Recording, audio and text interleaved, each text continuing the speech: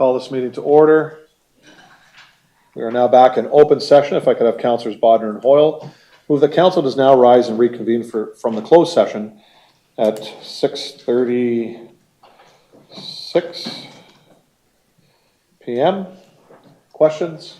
All in favor? Carried. If you can, please rise for our national anthem, followed by our land acknowledgement.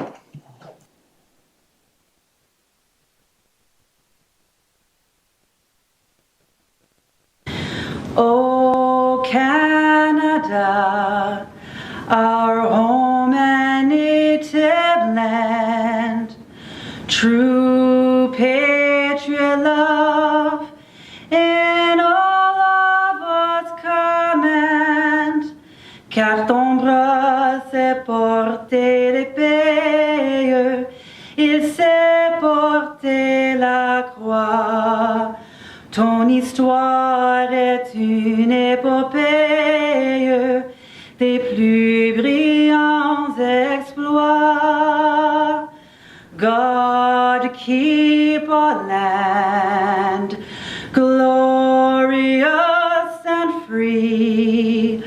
Oh Canada, we stand on guard for thee. Oh Canada, we stand on guard for thee. The Niagara region is situated on treaty land. This land is steeped in the rich history of the First Nations such as the Hattaway-Wendourok, the Haudenosaunee, and the Anishinaabe, including the Mississaugas of the Credit First Nation.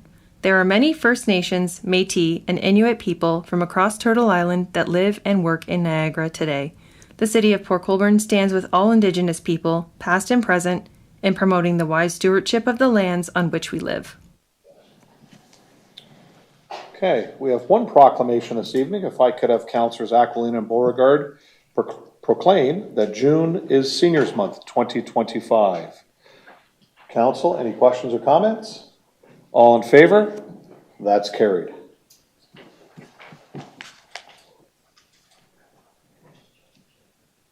Next, we have our presentation this evening. We have the Fair Trade Committee. Welcome. And if the Fair Trade Committee wants to come up.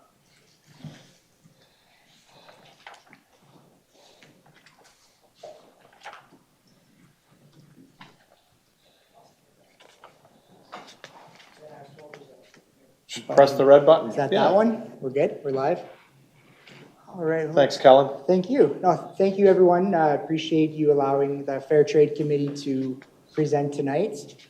On behalf of Councillor Dave Elliott, Jane Nye, Nancy Salvage, and myself, Kellen Spence, we're happy to present to you this evening. Oops. Sorry. That's okay.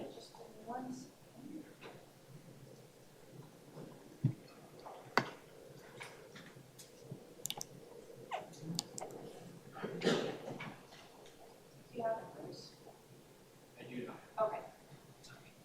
You're all good.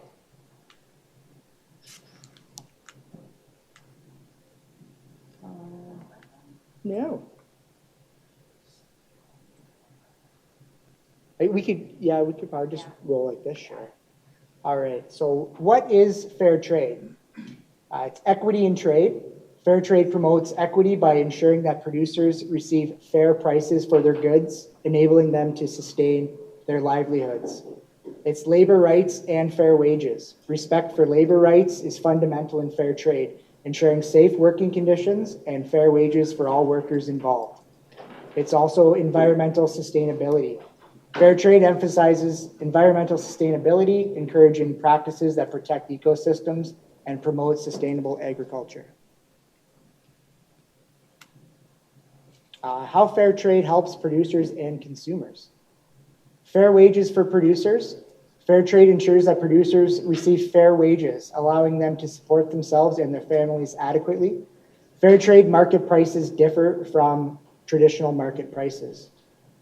Better working conditions. Fair trade promotes better working conditions for producers, ensuring a safer and healthier environment. Ethical consumer choices. For consumers, fair trade offers the chance to make ethical purchasing decisions that support sustainable and responsible practices. And community development. Fair trade supports community development, empowering local communities and improving their quality of life through sustainable practices. Challenges faced by the fair trade movement. Market competition. Fair trade movement faces intense competition from conventional products, making it challenging to maintain a market share. Consumer awareness. Low consumer awareness about fair trade products hinders growth and acceptance in the market. And a need for education. Continuous education about the benefits of fair trade is necessary for increasing consumer interest and support. So this is an interesting slide. So I'm not sure if everyone's familiar with this guy here on the left. He's a YouTube influencer by the name of Mr. Beast. The young generation tells me that he's more popular than anyone on television or any celebrity currently in Hollywood, but he's launched a product of chocolate bars. They're like I wouldn't say a healthy choice, but an energy type chocolate bar. And it's fair trade certified. So all the cocoa used in producing the chocolate bars are fair trade certified. And then just a little visual for you showing fair trade sales continues to trend upward into 2023. Hopefully we get the 2024 numbers out soon, but everybody likes seeing a graph that moves that way. Next slide. Fair Trade Town, Port Colborne, a reason to recognize at Canal Days. Port Colborne was the first city in Ontario to achieve a Fair Trade Town designation. That was in 2009. We celebrated 15 years as a Fair Trade Town in 2024. Many fair trade products for sale at multiple establishments in Port Colborne. Now more than ever, advocacy, awareness, and education of fair trade are at the utmost importance. Canal Days provides opportunities for many Port Colborne businesses to showcase what they do in a festival environment. Let's showcase that we are a fair trade town and we're proud of it. The Fair Trade Town Committee would like to ask City Council to recognize this committee as an honorary sponsor / partner of the Canal Days Festival. Any questions? Perfect, thanks, Kellen. And just, I know we had a little glitch at the beginning, but Councillor Elliott is our council member on the committee, and we have Jane Nye and Nancy Salvage in the crowd. Give us a wave. Thanks for coming, and obviously Kellen Spence that most of us know, and we thank Kellen for coming here today. Questions to the presenter? Wow. Oh, sorry, Councillor Elliott. Just to get the conversation started. Thank you, Mayor, through to Kellen. Can you just basically expand on what the ask is on the last slide to be Sure. recognized as a sponsor for Yeah. Canal Days? Can you just explain what your thoughts are behind that? Yeah, nothing monetarily. We're just looking for, maybe a social media shout out or some kind of collaborative, maybe if our name can be included on a banner or something, some kind of presentation like that. But yeah, just some kind of acknowledgement that we're part of this community and we're proud to be a fair trade town. And Canal Days is a perfect opportunity to showcase that. So, Councillor, tomorrow evening at 4 is our next Canal Days Advisory Committee meeting. I think we can take it to that with staff. I don't see an issue with this because they are a partner with the city. We've worked with these guys since day one in 2009. I think we set the standard being the first Ontario town as part of this initiative. So if we could take it from here that, I'm sure council would approve of this, that the Canal Days Committee, so it's Councillor Bagu, Councillor Beauregard, and Councillor Bodner, and myself and that, so that we could take it there and then make sure that staff gets it and then they can work with the Fair Trade Group with regards to advertise, all that stuff that we do as things go out. If that's fine with you guys. Councillor Bodner, I saw your hand up. You just said everything I was going to say. Okay, thank you. But I think it's, like Councillor Elliott said, it's important to understand what that actually means, and so we both know. Everybody knows what it is actually. So Yeah, Good. thank you very much. Okay, any Appreciate it. further questions? No. Thanks, Kellen. Awesome. Thank you. Thanks, guys. Appreciate it. So expect you to bring that up tomorrow night, Counselor.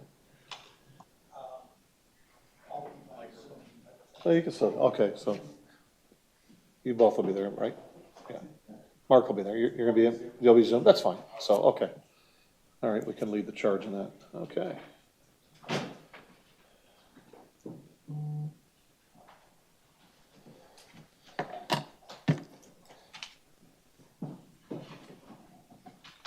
Just before I get into my mayor's report, I just want to reiterate that we do have one disclosure of pecuniary interest tonight. Councillor Beauregard declared a conflict with the in-camera item, report 2025-138, and item 13.3C, which is report 2025-186, as his employer does work for the person that's in that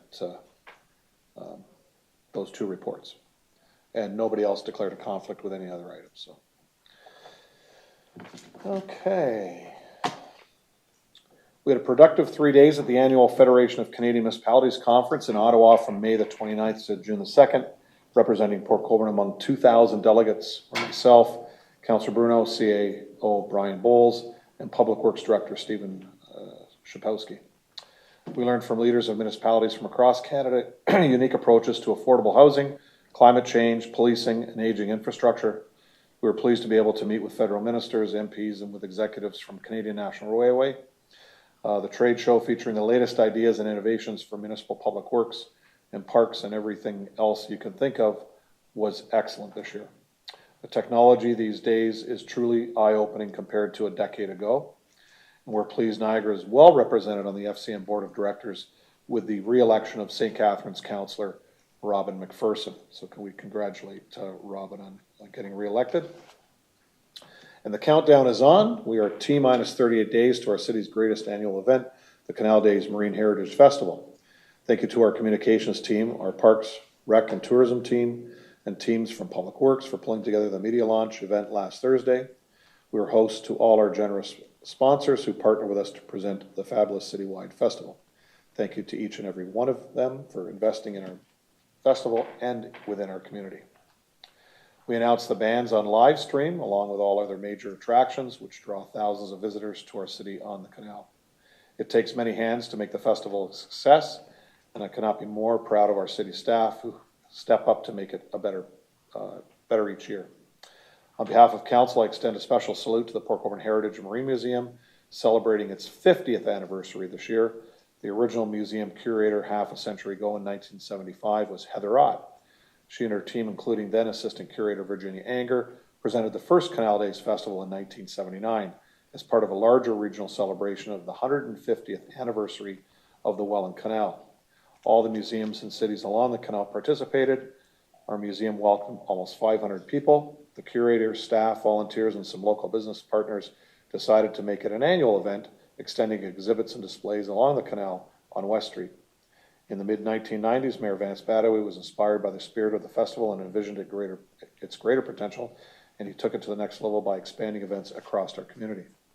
Since then, it's become our city's award-winning signature event, drawing visitors from across the region and the province and over the border. And just yesterday, we met with regards to the 200th anniversary of the canal. We're working with the 4 Welland Canal communities and our museums to celebrate that coming up in 2029.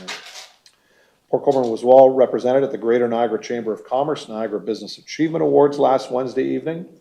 Congratulations to our colleague Ian Hamilton, President and CEO of Hope Ports, for winning the Innovative Leaders Award. Ian was honored for this transformative leadership in reshaping how we think about shipping, trade, and industrial development. We'll be seeing more of him and HOPA in the years to come when they take over the east side of the canal. The Young Professional of the Year award went to Port Colborne's own Chris Ventura, who runs experience education at the Goodman School of Business at Brock University. Bodner's Market, a staple of the Port Colborne community since 1959, is a third-generation family-run business. Congratulations to retired co-owner, Councillor Ron Bodner and his brother Bob, and now their son and daughter and their families for being finalists in the Business Excellence Award in the category for up to 25 employees. Our friends at Young Bunzlauer received a Business Excellence Award in the category of 26 or more employees and an award for environmental leadership. Young Bunzlauer is in the middle of a $200 million construction project, building a new xanthan gum production facility, the first for North America. Young Bunzlauer exemplifies the responsible, sustainable growth and regional leadership in advanced manufacturing. JBL leads the way supporting local agriculture with a firm environmental and social commitment. Love the Buddha. You've heard and read the expression and likely shared that hashtag. The Smokin' Buddha, owned by Kevin Eklund and Kyla Penny, were finalists for the Excellence in Tourism and Hospitality Award. The Buddha, located in Port's former train station on King Street, is a culinary cornerstone of Port Colborne, serving global comfort food for over 2 decades. A dozen more Niagara businesses received honors and awards at last week's event, and we congratulate all of them. Anyone who has ever owned or managed a business is familiar with the endless challenges, especially in today's global economic climate, and success is never simple. Our newly formed Healthcare Advisory Committee met for the first time Thursday, June 12th. The 5 citizen members are Matt Lalouette, Tina Triano, Carmen Tamas, Sidney McDowell, and Dr. Philip McGarry. The committee is an important step in developing an evidence-based strategy that will improve access to healthcare services. At the meeting, committee members elected Sidney McDowell as chair and Dr. Philip McGarry as vice chair. Each brings strong leadership and a wealth of healthcare experience. Ms. McDowell is a nurse practitioner who was born and raised in Niagara and has called Port Colborne home since 2021. She has a Master of Nursing degree with a collaborative specialization in women's health and nurse practitioner certification from the University of Toronto. She also holds certifications in health equity, diversity, and psychiatric nursing. Her work is focused on serving vulnerable and marginalized communities with holistic, patient-centered care. Dr. McGarry, a lifelong Niagara resident and longtime family physician, was named vice chair. In Dr. McGarry's words, this work is not only timely, it's essential. Together, we have a unique opportunity to help shape a more equitable and sustainable healthcare future for our community.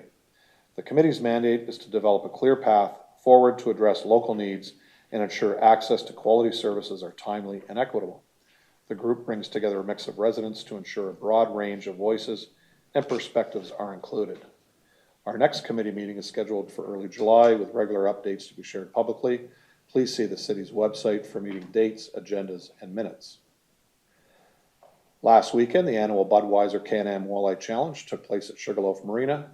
Congratulations to the 53 boats that participated, and thanks to organizers, especially the Malloy family and their army of volunteers.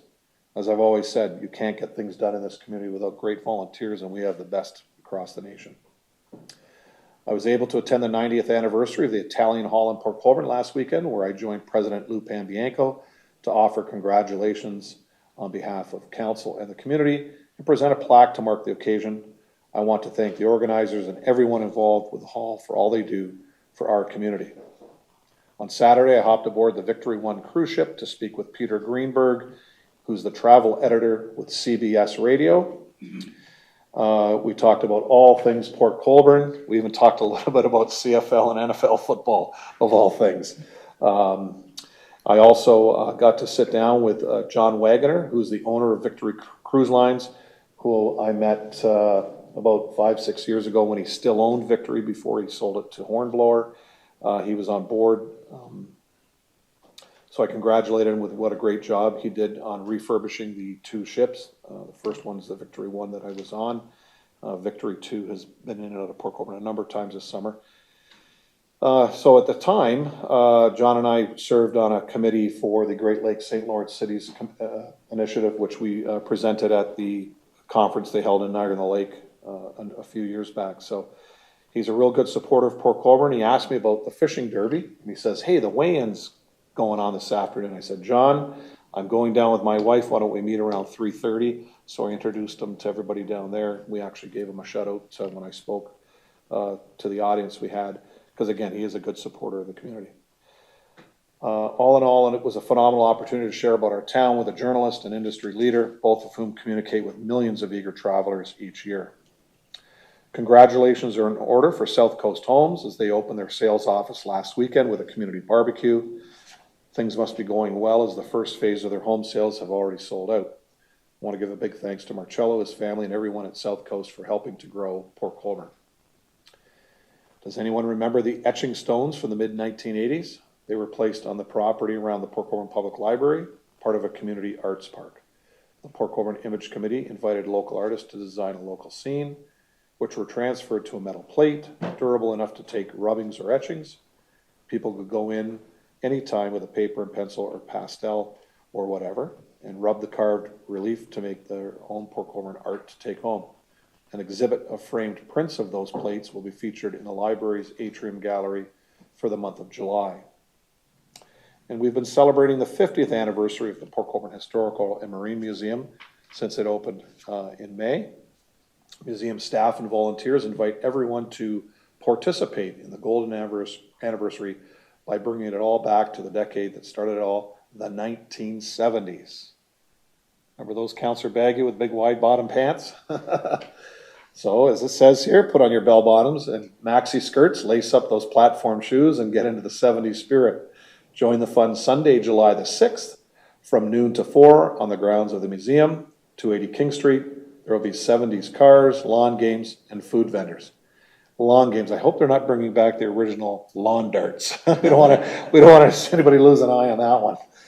I think they're outlawed now. If you've been, if you've been by Roselawn lately, please make a point to make your way over. You'll see red and some yellow, orange, and purple. Hope and Healing Canada is a body of work made of yarn by Métis artist Tracy May Chambers. What you'll see on the grounds and in the trees at Roselawn and at the museum is the 181st version of Tracy May's creation in public spaces, galleries, and former residential school sites. The idea for the work came out of the unmarked graves discovered at the residential school in Kamloops in 2021. It's hard to get annoyed at yarn, Tracy described. That's why I chose this medium. Everyone has a good story about something made with yarn. Yarn is associated with good stories and good memories. Her goal with the crocheted, knit, and macrame yarn sculpture, primarily in red, is to give us a chance to approach a difficult conversation, start a respectful dialogue about a sensitive subject while viewing something aesthetically pleasing. It is an impressive installation which will make you reflect, remember, and respect. And it's on display for the month of June, which is National Indigenous History Month. The Port Colborne Optimist Club, fresh off their annual Father's Day fishing derby for children, is now gearing up for Canada Day in the park. The Optimists do an amazing job of community building and supporting local youth and local traditions. Congrats to organizers and volunteers. You set an attendance record at the fishing derby on June the 15th, which is great news and a testament to your event planning skills and organizational efforts. Please join the Optimists again on July the 1st in H.H. Noel Lakeview Park to celebrate our country's 158th birthday. My final comment this evening is to all drivers in our city. Please slow down. My office continues to receive calls from all corners of the city, and I'm sure councillors are receiving those same calls, pleading for more police patrols and for speed cameras. Please be mindful when you drive everywhere at any time to watch your speedometer. And I implore you, respect your friends, your family, and your neighbors, and slow down. As school's ending this week, there are going to be a lot more kids in the street through the summer months. So this concludes my report this evening. Also, I'll take the regional questions if anybody has any questions this evening. Councillor Bruno. Thank you, Worship. This last week, and it may be something that I've neglected to see out of the corner of my eye crossing the Clarence Street Bridge from the east side going west, is one of the cruise ships was there, and there were lots of walkers trying to navigate across the Snyder Dock. Looks like there's, now a little shade pagoda and some walking blocks there. I don't know how long they've been there, but it looked rather nice. But I know that you've put a lot of work in, and the city has over the years, to ultimately get the cruise ships to stop on the west wall. And when I saw that, rather than being delighted that there was a better way to welcome guests, and maybe it's just built in from years of issues with the Seaway, I'm concerned that this is a deny, defer, deflect mechanism to delay, once again, getting the west wall set up to receive these ships. And I know you've been through two Seaway management personnel at the top. I know you were very boisterous at a meeting where they thought they might have to bring in reinforcements. I know there's a new fellow at the top, but again, when I saw that better way of getting to the Clarence Street Bridge, it actually just reminded me why they haven't fixed the west wall like they said many times. And I'm just wondering if you can enlighten us, anything new on that. Yeah, I mean, we all were there when they received 23 million from the federal government. You know, their budget has been increased. I do have constant discussions with their new president, who is, I'll say, a lot easier to work with. And the new management in St. Catharines, we're working well with them, both in Steve's department and through the mayor's office. I don't have an exact timeline, like MP Badaway when he was here, and now MP Davies. Actually, Fred and I had a conversation about this at the Italian Hall on Saturday night with regards to that wall. He will be taking it to the transportation minister. We're going to sit down and give him even more information with regards to it. It is a thorn in our side, quite frankly. It's a thorn in the side of the shipping companies. So not only is Algoma, who's embedded in the city of Port Colborne with land that they own here, one of the largest shipping companies in the world, they see a need for it.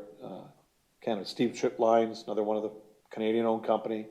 We're in constant contact with them. Plus just our own dock users here, Snyder Dock Services, Allied Marine, our cruise ships.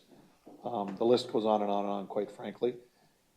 And the prospect of us actually having shipping here 12 months a year, that is discussed on a daily basis across the Great Lakes.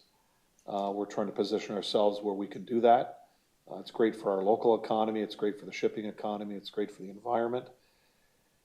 So we will continue these talks, and as we do, they do get a little bit more forceful every time. I mean, sometimes you do have to massage things a little bit. You don't want to have the Seaway just close the door in our face and not discuss it with us. But this is a constant conversation that we have.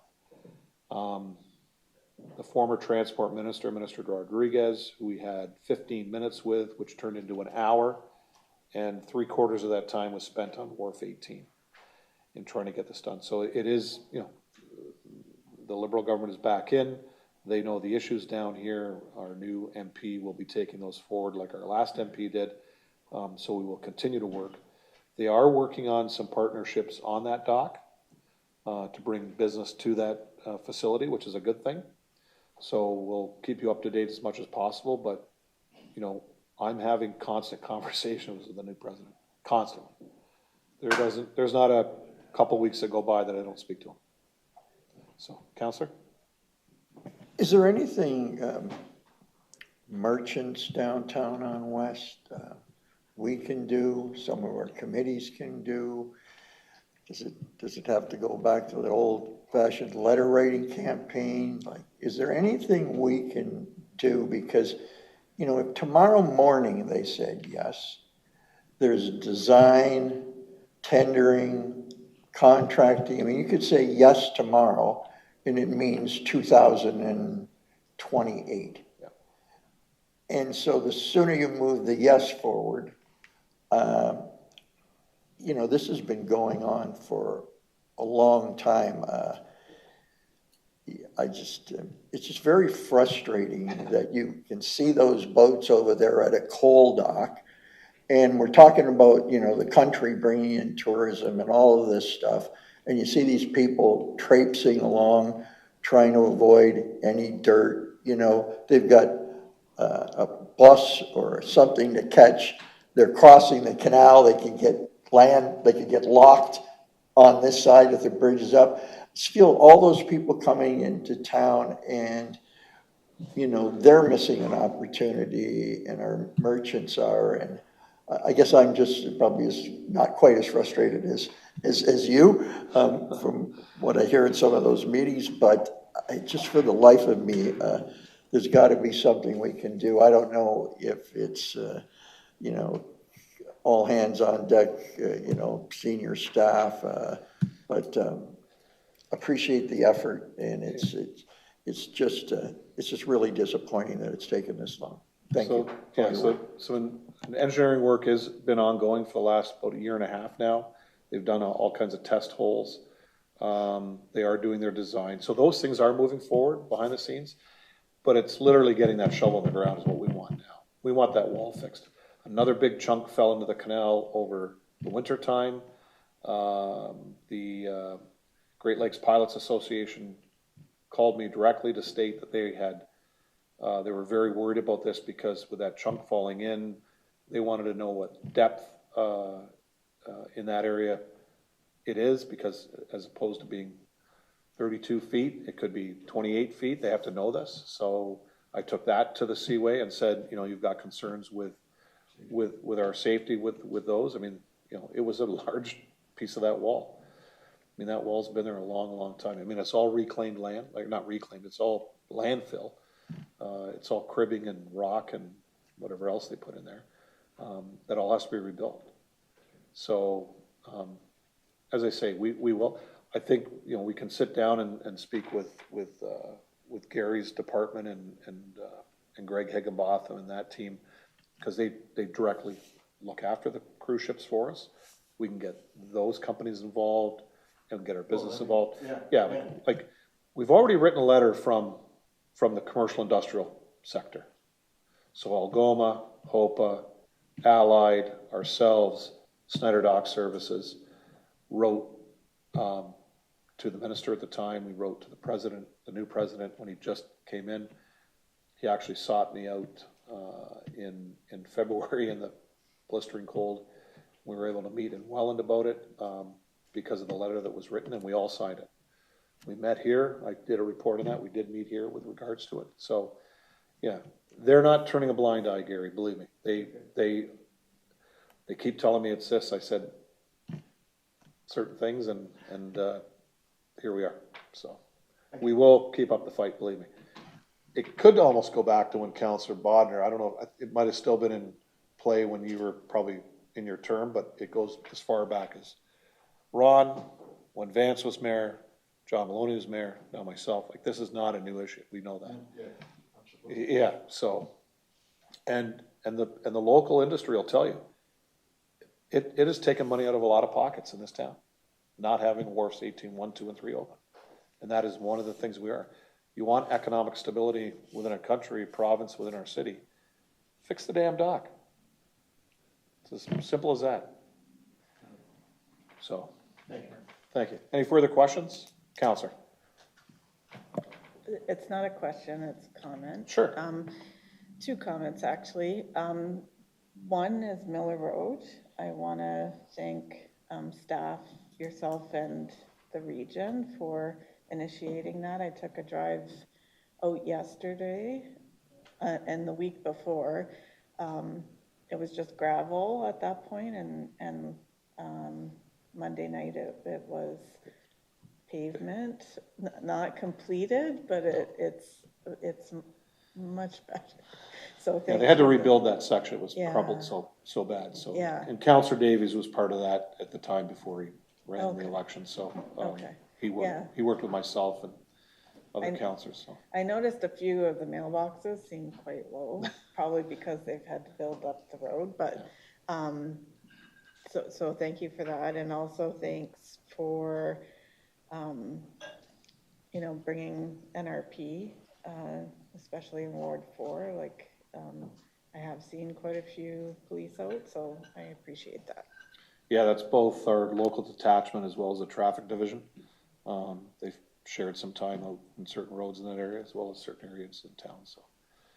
But if people didn't speed, Counselor, we wouldn't need them, right? So, you know, I get these calls about speed cameras in school zones. It's a school zone. Don't speed in a school zone. I mean, get caught, you gotta pay, so. Anything further? Okay, thanks, Counsel. Okay, so under our consent agenda, Council, items 13.3A, 14.4, or sorry, 13.3A will be considered as 14.4. That was Councillor Bruno brought 13.3A up. Councillors Aquilina and Bodnar have lifted 13B, 3B. That'll go under 14.5. And Councillor Hoyle lifted 13.3C. That'll be considered as item 14.6. Are there any other items? Councillor. Does this include the receipt of correspondence also or not? Yes. Yes. Yeah, if you want to bring any of the correspondence. 13.4, Mr. Mayor. 13.4, which It's the veterans, it's 13.4, sorry, I neglected the H, I believe it is. Yes. okay, 13.4H. Right.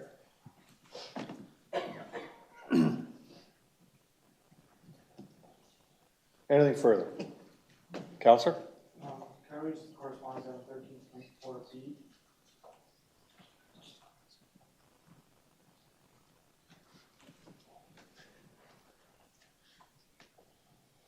That's the combined sewer overflow program for the region. Yep. Anything further, Council? Okay, if I could have Councillors Bruno and Hoyle move the Council hereby approves the listed consent items on the June 24, 2025 Council agenda, that the consent items be approved on the recommendations as contained therein. All in favor? That's carried. Keep me in order here, Madam Clerk.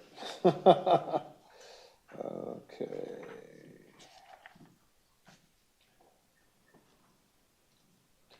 So we're going to items requiring separate discussion.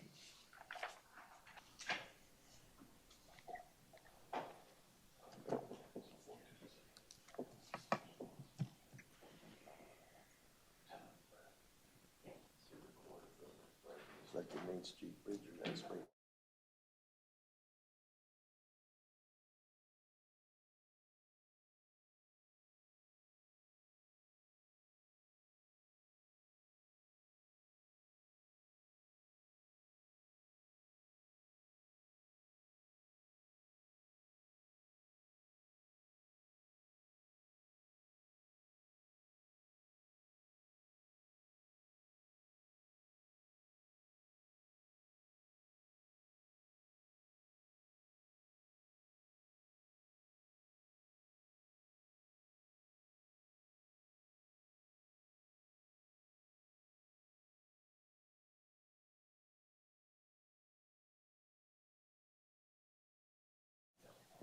Counselor, you want to resume, please? So Eric, just on the light situation, so the outcome of Coronation Drive is, well, it doesn't put us over the edge to warrant a light.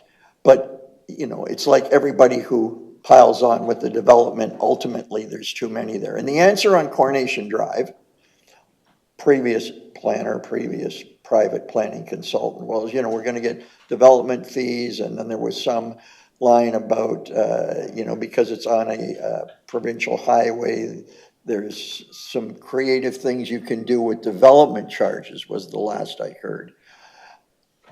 You know, if you want to build a subdivision and your water or sewer capacity is too much because of the units or the electrical capacity, you're on the hook for, you were the straw that broke the camel's back. You're paying for another transformer, a pole, a substation, a pumping station. That doesn't seem to happen here. And I'm just wondering if you can explain why, because at the end of the day, if it doesn't happen, there'll be, when the development starts, people complaining, they'll be in here rightfully so, and the only solution will be, well, the city should pay for it, which meant everybody else had to pay for it instead of the developer. And so can you enlighten us on what happens if 123 or 198 units get added to two other developments and Coronation Drive? Like, where does it all end?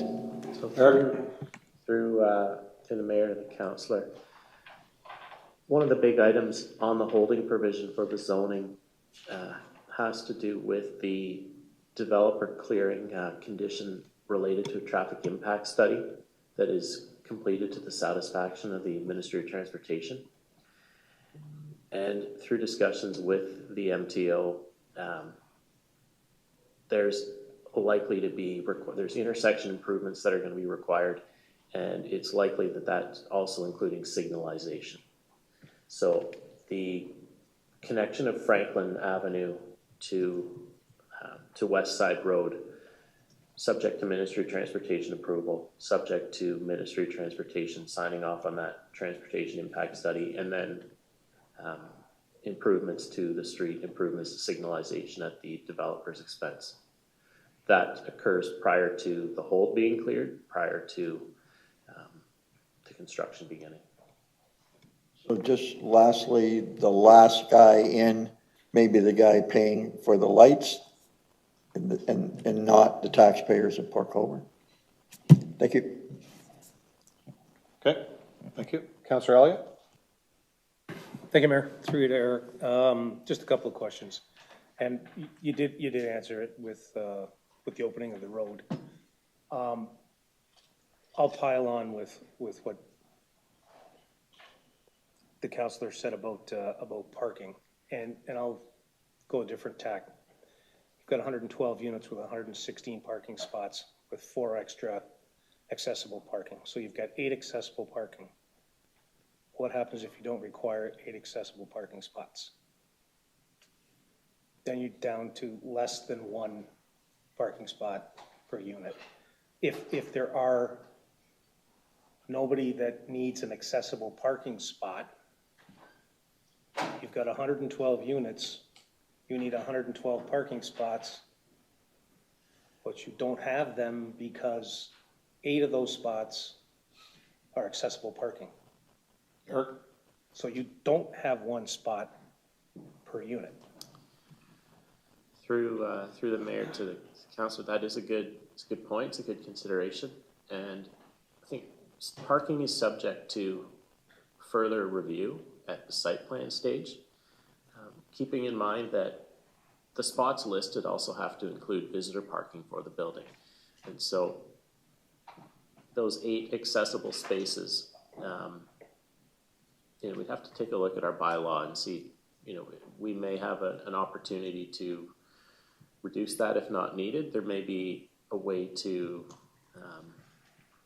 look at the management of those when the design of the building comes in terms of where they're placed and how they're placed. There's quite a bit of design work that needs to be done to harmonize what was brought in with ground level parking and surface level parking and pedestrian access to the building in a safe manner, as well as sort of making sure we screen that parking that's occurring on the first floor of the building from West Side Road, so this doesn't look like a parking garage at the side of the highway. We do have our planning consultant, Dana Anderson, on the line. Dana? Hi, thank you, Mayor Steele and members of council. Thanks for the opportunity in assisting the city with this application review and the recommendation report. Eric's correct. The bylaw sets out a requirement for 116 parking spaces, and they have identified that 8 of those would be accessible. The bylaw actually requires 6 accessible parking spaces. So there are those additional 2 spaces that can be provided and not be accessible. They're choosing to provide those. So they have some flexibility. But I think the bottom line is they are required to provide a minimum of 116 parking spaces based on how the bylaw, the zoning has been structured. So if they need to deviate from that and reduce that number in any way, including less than 6 accessible spaces, they would be looking for further relief from the zoning. Counselor? Thank you, Mayor. So just two questions. One, with the construction of Franklin Avenue through, it will become the visitor parking lot because you will have every parking space in the building assigned to a unit. So there is absolutely no visitor parking in the parking lot. So any visitor will be forced to park on the road. I don't know if it's been considered, how many parking spots will the road contain? Will it be parking on one side, parking on both sides? How close to West Side Road can you park? Have all those things been considered? Because one unit or one parking spot per unit allows you 0, and I literally mean 0 parking for any visitor to come, unless you let them park in your space. So how do you address that? Eric? Through the mayor, I can start it if Ms. Anderson would like to supplement. She's welcome to.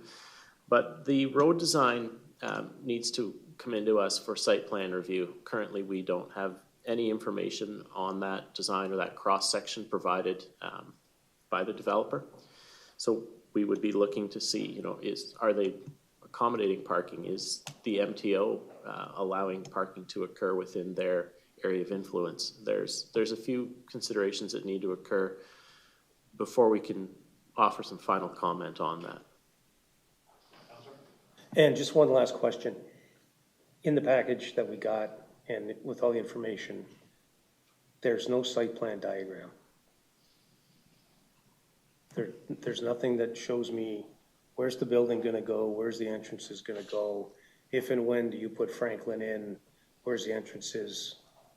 There's nothing to show us where anything goes to get a representation of what the expectation is of this building. The design of the building, what it's gonna look like, there's absolutely nothing except words on a page that say this is what we want, this is our ask, this is what we wanna do. But there's nothing to see, to show us on paper where you're gonna locate the building, how close it's gonna be to neighbors, to the road, to this. What's the parking lot going to look like? The ground level parking under the building. So I'm assuming that there's going to be a portion of the building that will be elevated. So the second floor is basically where you're parking under. There's nothing that shows that. And I don't think I've ever seen an application come that doesn't show us anything. Like literally nothing. Eric? Through the mayor. Yeah, and I can address that, and I can apologize that we didn't include the drawing that was submitted with the proposal. However, I will say that in Appendix D, there is a lengthy list of considerations of what we would be looking for to be addressed through site plan. And none of those items are addressed sufficiently in the sketch that was provided. So putting something forward, I don't think it would have accurately captured what the final design of the building will look like and what the final layout of the design of the building may look like. Okay. Further questions? Counselor? I don't want to do this yet with some speakers ready to speak. So I think Councillor Bodner wanted to speak. If you could go after that. Yeah. Councillor Bodner. Thank you, Mr. Mayor. From somebody that uses handicap parking spots, when I hear a reduction in those spots, if our bylaw says 6, which I understand it does in here, you got to assume some of the visitors coming there will be handicapped, and there could be more than 2 or 3 at a time in that big building, that could visit. So I think I hope that'll be taken into consideration that, it's just not the people in the building, it'll be, their visitors, and I wouldn't like to see it go below what our bylaw recommends. Thank you. Thank you, Councillor. Councillor Baker. Thank you, Mr. Mayor. I've always been pretty strict on our parking. And, example, PSWs, when they come to service, some of the residents and stuff, they need a parking spot. Councillor Elliott brought up about the street parking. Wintertime, basically, we do not street park at all. And basically, I'm not convinced this is a good report, good enough for me to approve, so just to let you know that. Thank you. Councillor, further questions? Councillor Bruno. I guess it's a good catch by Councillor Elliott. I don't think I've seen a report in 20 years of a development like without the drawing. I see people nodding their heads in the gallery. I think at least, I don't want to be down as somebody who passed or denied something and we didn't have all the information, including something as fundamental as the drawing. So I'd like to make a motion to defer until we get that additional information.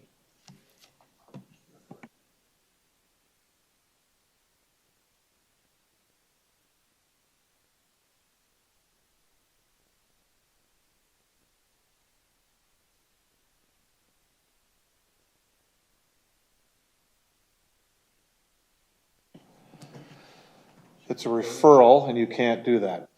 You can't, because you already spoke on it.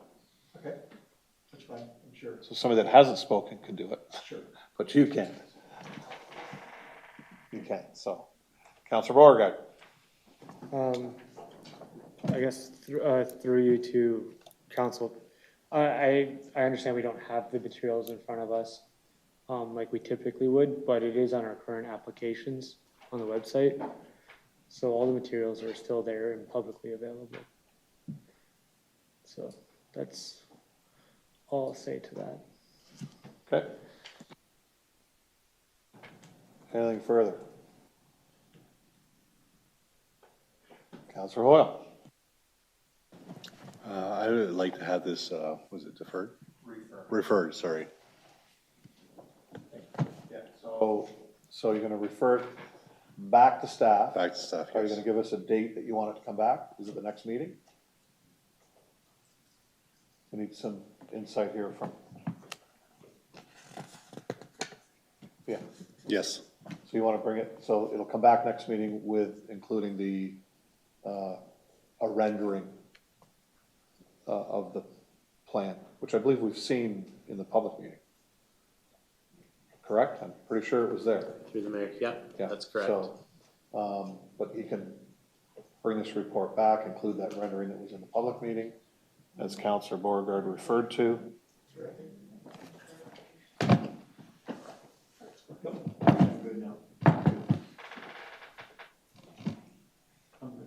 You don't want to refer? No, I was going to bring up another issue. Oh, yeah, you can't now, not refer. Well, I gotta get a second. So you're gonna refer it back to staff, so it brings this report forward with the renderings at the next meeting. Yes. Seconder to that, Councillor Danch.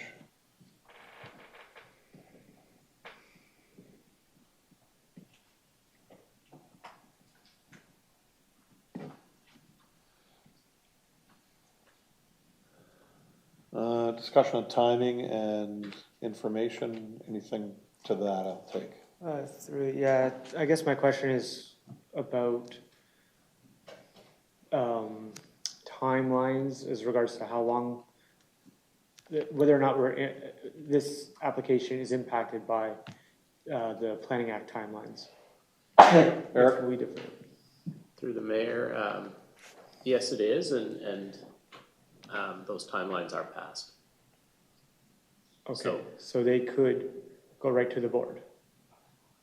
Through the mayor and councillor, yes, they could.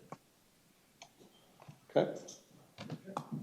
No debate on this, then we are deferring or referring this back to staff to bring back the same report, although they'll have the diagram, the rendering of the building on it, to our next meeting?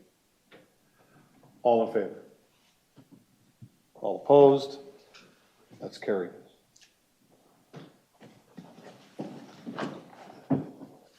Item 14.2, Council Composition and Ward Boundary Review, Final Report 2025-137. We do have Dr. Zachary Spicer from Watson Associates, the Economist Limited, to present on the ward boundary options, and then we'll move to the report, put the report on the floor for discussion. Dr. Spicer, welcome again.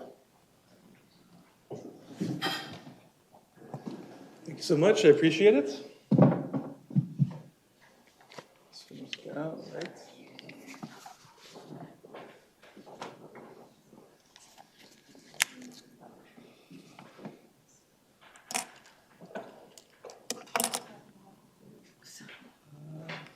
All right, I think we're good. Through you, Mr. Chair, thank you so much for having us here tonight to present our findings and final recommendations. My name is Zach Spicer, and I'm a member of the consulting team. I'll begin tonight with just some of the findings from the public engagement session, phase 2. This phase included 2 public consultation sessions held on May 14th and 15th at the Vale Health and Wellness Center. Displayed on the screen are some of the survey results. We received 135 responses to the survey. Most of those responding were established residents of the city, those who have been here more than 10 years. Most of those responding lived in wards 1 and 4. And they indicated that that representation by population and respecting established neighborhoods were the 2 most important principles for them to carry through the review process. We also heard that most of the residents preferred a ward-based system as opposed to an at-large based system.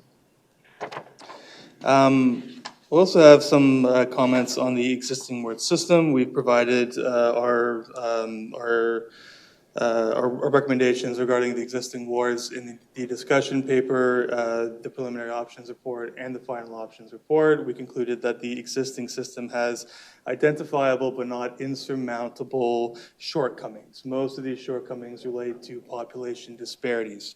Under the current Just a sec. Oh, Councilor. Can you get that bar off the bottom? Oh, yeah. Want to know what's under there? Certainly, yeah, those are population figures, so that's important stuff, Councillor. Thank you very much for that. As we can see, there are current disparities between some of the wards, most notably wards 1 and 2, where the current disparity is 1,930 residents. Those disparities grow over time as we move towards 2036 at almost 2,800 residents. As we move towards 2036, one of the wards, Wards 2, falls outside of the acceptable range of population variation, which is 25% of either side of the population average. By that point, we are estimating it to be 6,252 people per ward. The consultant team presented 9 preliminary options to the public during the second phase of consultation. 4 of those options retained a system using 4 councils. Those were options A, B, C, and D. And 5 of those options moved to a system utilizing 6 councillors. Those are options E, F, G, H, and I. 4 of the options had single-member wards. We are presenting 2 final options tonight, one with 4 wards electing 2 councillors each for a total council size of 9, including the mayor, who would continue to be elected at large, and one with 3 wards electing 6 councillors for a total council size of 7, including the mayor, who would continue to be elected at large. The first is final option 1. This was originally presented to the public as preliminary option B. In the report, we refer to this as a minimal change option in the sense that it has 4 wards in a very familiar configuration to those residents within the city. The map is familiar, the council size is familiar, and this option also retains a large rural ward. However, there are some important departure points the council should be made aware of. The biggest one being that Ward 2 crosses the canal and adds an area in the present Ward 1, south of Killaley Street and east of Elm Street. This option was also adjusted from preliminary option B as it was originally presented to the public. Ward 2 in the original option concluded at Main Street East.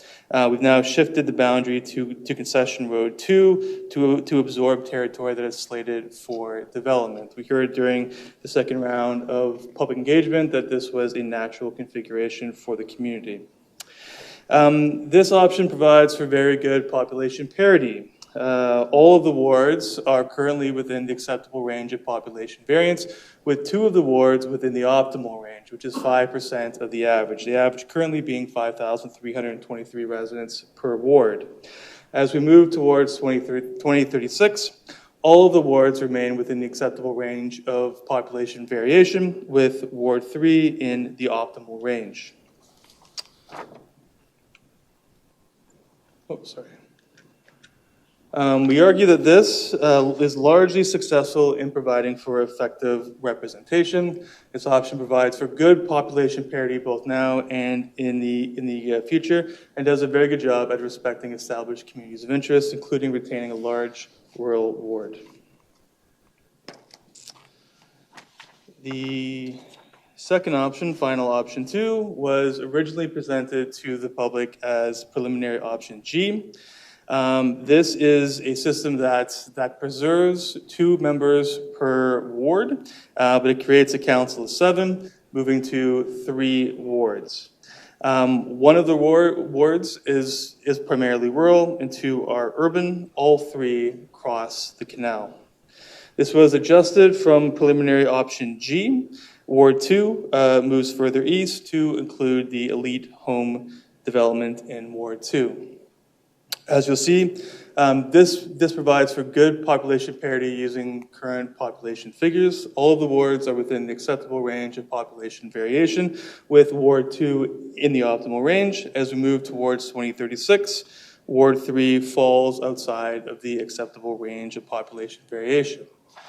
However, given that this disparity is introduced to maintain a community of interest, this being the rural area, this could be seen as a legitimate trade-off. We argue that this particular option is largely successful in providing for effective representation. We believe that both of these options would serve Port Colborne well. We are recommending final option 1, though, for a number of reasons. The first being that it is a system that is familiar, the map and composition, but it fixes a number of challenges, including current and future population disparities. This is an option that provides for good population parity both now and in the future. From this report, Council can take a number of different actions. The first is that it can choose one of the final options. It can choose the recommended option. It can ask for changes or revisions to either of the final options. It can adopt a bylaw to dissolve the wards, moving to an at-large system, which is something that the consultant team does not recommend, or it can take no action at all. Should Council choose to implement a new ward boundary system, it would need to do so via a bylaw.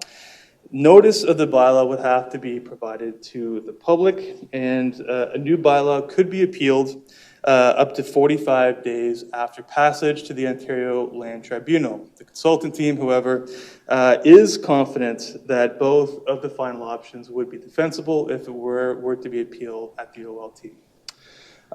With that, I thank you for your time. I'm available to answer any questions the council may have. Great, thanks, Dr. Spicer. Councilor Bruno. Thank you, Worship. Thank you for the hard work. 2 things that I wanted to bring up. One is, in your backgrounder, you talk about the various reviews that the ward boundaries have had, both an overall review, some brought forward by staff, some brought forward by councillors. I note, though, that you didn't pick up on, we had a review led by council in when was the last election? 22, which realigned a boundary to a natural, familiar Kalali Street West, which balanced Ward 1 and Ward 3. It was about 600 off, and now it's like within 100 of each other. And I was just wondering, is that because we did it internally, that it's not mentioned as part of past reviews with amendment and a boundary change? I think that section was merely to sort of give a bit of history, but not necessarily to be comprehensive of every boundary change that was done. Sometimes there are minor changes, minor adjustments. I'm not sure why it wasn't included in the discussion report, but I think that could be the reason why. With that said, it sounds like it was a minor adjustment, and when we're using some of the current population figures, I hope that gives us context of where we may move within the future. But if that was omitted, I do apologize for it. Okay, thank you. The other question is, you may have heard earlier in the gallery the number of housing units prospective starts in Port Colborne, and basically more units than are already housing units in the entire city right now. And so I don't know how much regard you have, and is it that you know, if we did this every 10 years, you'd pick up those changes, whether they be large or small, and readjust? Because I don't think you used any, did you use just sort of natural growth numbers, or did you base anything on the number of approvals we have in place? That's an excellent question, and I think your question also revolves around growth projections and what might actually materialize over this period. I would start by saying that a review like this is a healthy and natural process, and really probably ought to be done every 3 electoral cycles. So 10 to 12 years is a natural range in which to do a review like this to make sure that there is still relative parity within each of the wards. So if it were to be done again in 10 years and some of the growth projections didn't actually meet where we thought they would, that is understandable, given that there could be some question marks around current development of building, especially given some of the current conditions that we are seeing around tariffs, our relationship with the United States, interest rates, all of which are having a disproportionate effect on building and construction. The numbers that we are using, and I would just put this with a bit of a caveat that I'm not a professional planner myself. Members of the consultant team are, but we are using population figures that we are receiving from the planning department, and we're working with them to make sure that we're using the most accurate forecasts, including buildings that are approved and things that are in the pipeline. The planning staff use a formula based upon growth within their region and province to balance some of that out going forward. But again, I'm not a professional planner, so I couldn't speak to some of the technical aspects, but we do our best to make sure that we're using data that accurately represents growth within the city. I have another, but it surrounds basically 1 and 2 wards, and it's not one of mine, and I really want to hear more from those ward councillors. It was one of the aspects that was brought up at the Vale open house, so I'll hold on for now. Thank you, Mr. Mayor. Thank you. Further questions? Councillor Hoyle? Through you, the consultant. I just have a few questions, and I just want to get it clear, because when I asked at the Val, and I've asked in the interviews, was the Chippewa subdivision, which was in the Kiley Street East, added to the numbers? Because one's Ward 4, the other one would be Ward 2 as of now. Yeah, I certainly appreciate the question. I appreciate you writing out some of these in advance. We've had a bit of an opportunity to make sure that we are delivering accurate answers. I had an opportunity prior to tonight's meeting to meet with some of the planning staff at Watson's. And some of these questions I will defer to your Director of Planning as well. But what I will say is that it does appear that the Chippewa lands weren't included in the projection. The others that you mentioned in your written question, I can confirm are included in there. But perhaps that's an end that I would defer to the Director of Planning for a little more explanation, Councillor. Eric? Yeah, through the mayor to the councillor. The reason the Chippewa lands weren't included is we don't have an application yet for a subdivision or a planned condominium on that site. All that has been, all that's occurred at this time is a rezoning to allow for residential development to occur. So within the time frame that Watson was looking at for this, and based on our calculations of what we thought would be built in 10 years, the fact that we don't have a subdivision application in front of us for that Chippewa site, it didn't make it. Yeah, just with that, because could be approximately 169 units just there alone. Besides at the dead end where I live, I mean, whenever they started, that's another 286, even though that's in Ward 4, which is really right next to Ward 2. So that makes more sense for that subdivision to move into Ward 2. And that would up all of Ward 2's numbers. Anything to add, Eric? Through the mayor, no, I appreciate the comment. Based on the numbers we had for each ward and what Watson had calculated as absorption rates, I think we've captured this the best that we can with the information we've got. Okay, further questions? Councillor Aquilina. Through you, Mr. Mayor. I was present at the 2 open houses at the Vale Center, and I think between the 2 days, there was a total of 5 residents approximately that showed up. So it was quite disappointing in terms of the effort that staff put forward for those 2 events and the consulting firm as well. But from a point that, as a new counselor, I didn't really know the understandings of ward boundaries, but I would really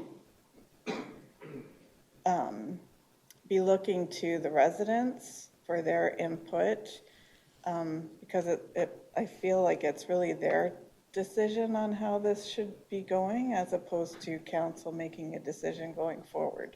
So I appreciate the 135 surveys that were completed, but it was a little disappointing from my perspective that we didn't see much of a turnout out there. And I don't blame staff or the consultants for that. I just think possibly the residents don't really fully understand the process,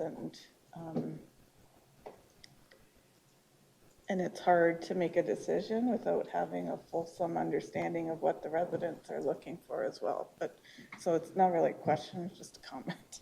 Okay. Further questions before I go back to Councillor Bruno? Councillor Bruno. Thank you. I thought this might resonate. Councillor Hoyle brought up some of it. So the thing I've learned from over the years is you try and make it palatable to the public, that it's easy to understand. So using arterial roads like Kalali Street, Main Street, good idea. People know you're on this side of Kalali, you're in that ward. Natural boundaries seem to be always written in your report. It certainly looks to me like Councillor Aquilina said, there's not a pressing demand by the public to see change. But one thing that I see that might be easier for the public to understand and might usher it in better if any of this development happens is using the urban service area to expand Ward 2. So Elite Developments wants to build on what's known as the Augustine Farm. Just by virtue of that word, it's probably why those lands were at one time designated rural and are currently in Ward 4. And I stand to be corrected, it's from 140 and Elizabeth Street. If you go to Lorraine Road, if you go down Lorraine towards Kalali East, and you come back to Elizabeth Street, it wouldn't change the numbers dramatically, but it would put the urban service area in an urban ward. And because there's a disparity between Ward 4 and Ward 2 that's rather large, and I never really thought about what Councillor Hoyle brought up, but certainly, and I don't know if that is urban service at the end of your street, Councillor Hoyle, but and Kalali Street East, for those who might remember the old Sharuk Lumber, or better, St. Therese School, that's where the water line stops. So when you think water line, you think urban service, water rates, voting for rate raises. So I don't know if it's palatable to the Ward 2, Ward 4 councillors, but it certainly makes some logical sense that that everybody in Port Colborne or coming into Port Colborne would know if you want to build in the urban service area, that it's in what's in Ward 1, Ward 2, and Ward 3, and you don't have to worry about it's in Ward 4. And if you now move in there in phase 1, you know, when you get to be 400, we'll be back here and changing you potentially to Ward 2. When we could just move the boundary on relatively vacant land, and it might add, I don't know, 40 people, 60 people, and 4 or 5 houses on Kalali Street East would become Ward 2 that have water, and it would match our urban service boundary. And it wouldn't affect too many people right now, but I think it would bring it into compliance geographically to understand, planning-wise to understand, and when people moved in there, they're already in an urban zone, and it would just flow that they're Ward 2, and I think it's easier to make a change before everybody arrives there, and you change it out from under them. So that would be my recommendation.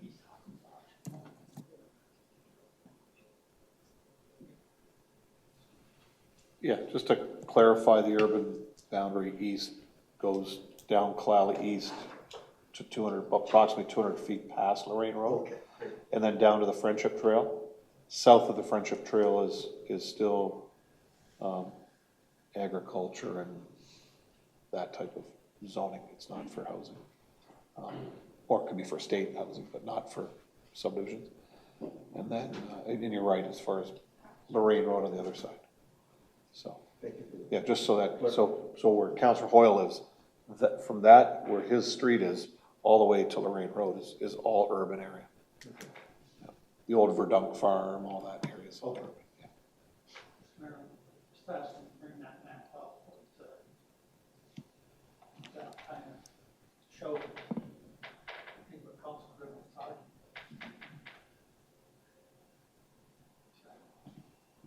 Yeah, go ahead, Councillor. So just for the people in the gallery and people watching at home, that kind of describes, I think, what Councillor Bruno was talking about. That area would be captured if this is chosen, this particular one here. Now, I think there's some concern that elite development spills over on the other side of Kalali Street too, right? They've got some property there. Am I correct? I'll look to Eric for that. Through the mayor to councillor, that's not anything I'm aware of at this point. There's an additional subdivision that's currently for sale on the south side of Kalali, below the elite site, but I don't believe it's part of their holdings yet.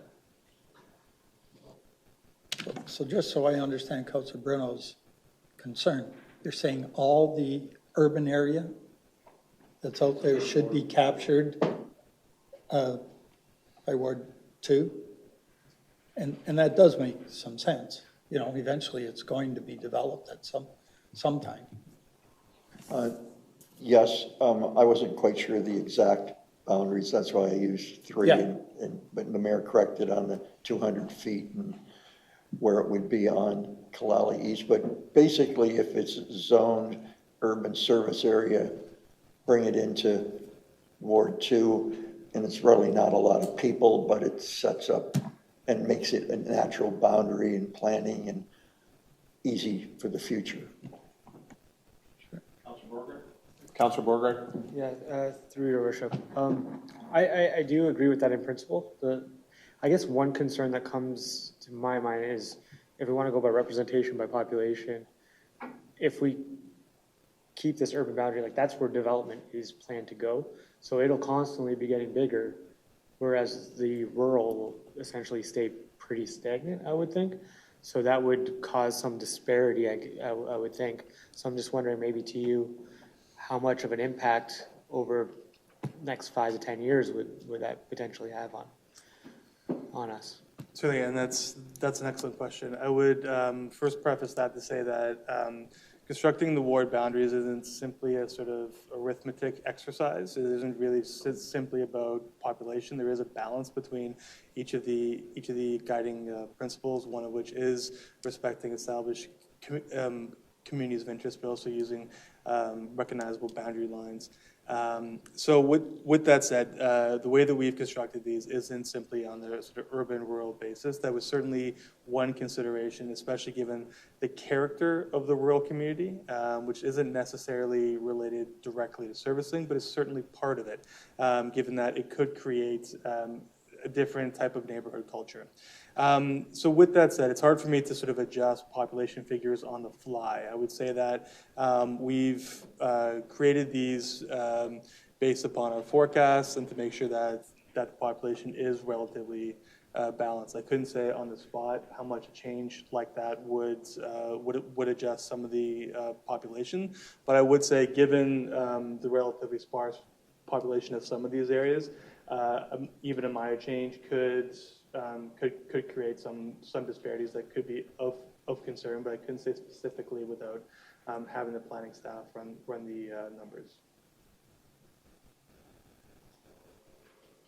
Councilor? Through you, Mr. Mayor. From what I understand, elite development is potentially 10 years away from full implementation of the phase, as well as Kalali Street East. And at that point, then we're in the next consultation of a new ward boundary again. So, like, is that a consideration? Like, you know, we have things in the book, but nothing's really started, and who knows what happens over the next 10 years. So would that be a consideration for option 1 as well? Certainly, through you, Mr. Chair, and I think that's something that a lot of communities are considering. Right, every community has a number of different areas that are slated for development. There is these are large areas. There's a lot of money involved, and then now there's a lot more question marks around that than there may have been if I was standing here a year ago, perhaps.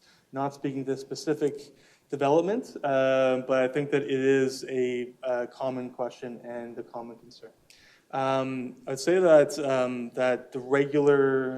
doing this on a regular basis every 10 to 12 years is a healthy process. I'd say that you could probably expect to do it in another 2 or 3 election cycles, given the amount of growth that I think is a reasonable expectation for a community of this size. So I would say that even if it's not fully built out within 10 years, the growth that is there will add a sizable chunk of population to that particular area. It's worth considering that, even if it doesn't reach its full expected potential. And by that point, I think it would be expected that you could have another review.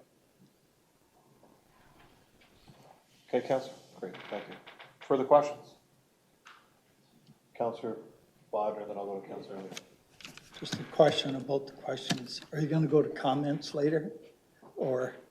Comments once it's on the floor. Once whatever motion you guys, there's a motion here, you just gotta pick an option. Sure. Once the option is put forward, I'll take a mover and second, we'll get that on, then you guys can make comments. Right now, we should be asking the consultant questions. Fair enough. Okay? Counselor Elliott? Thank you, Mayor. And I had said this in our conversation months ago. Is it worthwhile to make changes now in ward boundaries when basically we've had no development? And the reason I say that is because obviously when you take into consideration the different plans that are on the books in different areas, I don't hear a push from residents for change. And if we're gonna change because of population growth, shouldn't we wait for the population to start to grow, to see where trends are, to then maybe have a change in the boundary lines? And like I said to you, are we putting the cart before the horse? Because we're taking into account they have this many, units gonna be built here, and we better encompass them into this ward, and this ward is gonna, is up on how many residents they have, but we gotta balance it out. Nothing seems to be wrong with it right now. Nobody's complaining about, I have too many people in my ward, I don't have enough people in my ward. And it just seems like things are going along pretty good. Shouldn't we wait for some sort of change to occur before we make a change and then have to change again? So that's my question.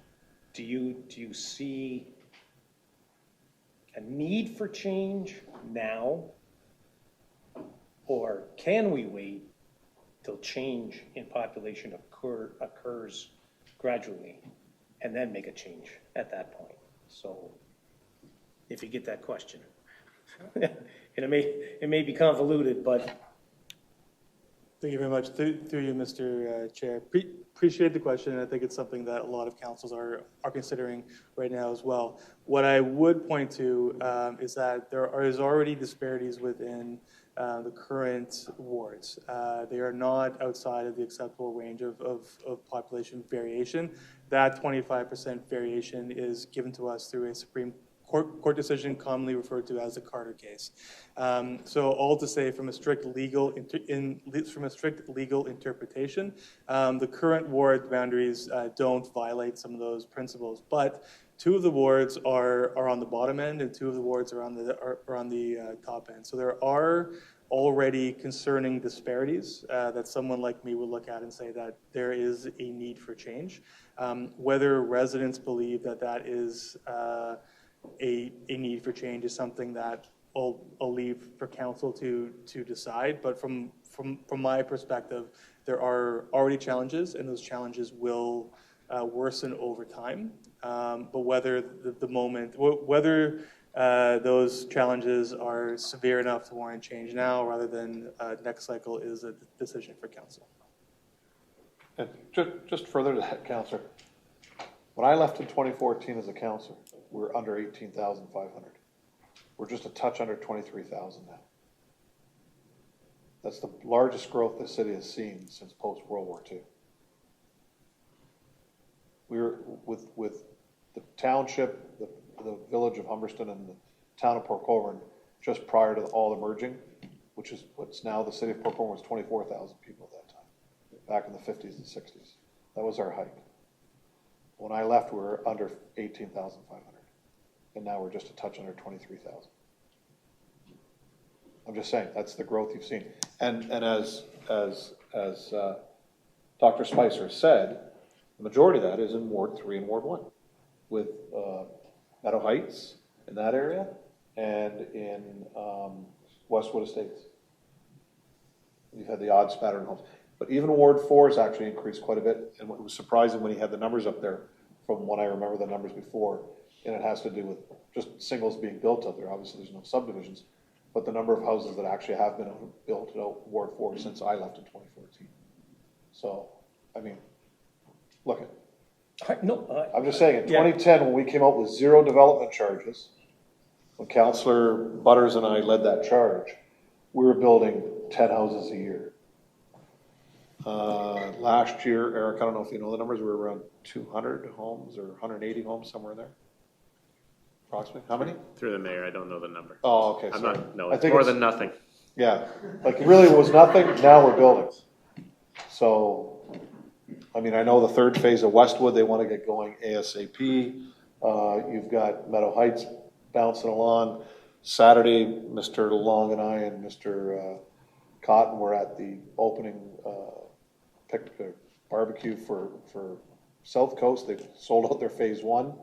They've got machines on the ground. They're starting there. I mean, it's not like some of the subdivisions, like where Councillor lives, where it's now for sale, whether they move ahead or not. But these guys are moving ahead. Elite is moving ahead faster than they originally told us. There's things going on. They've been talking to Asahi Kase, the top dogs there, with regards to getting housing in the ground for their employees by 2028. So it's coming fast and furious. And in an article today, Niagara is ahead of the curve as far as there is no slowdown in Niagara for housing sales, both new and used. So I just go down my street and there was 6 houses for sale 2 weeks ago. There's 1 house for sale on that street now, Sugarloaf.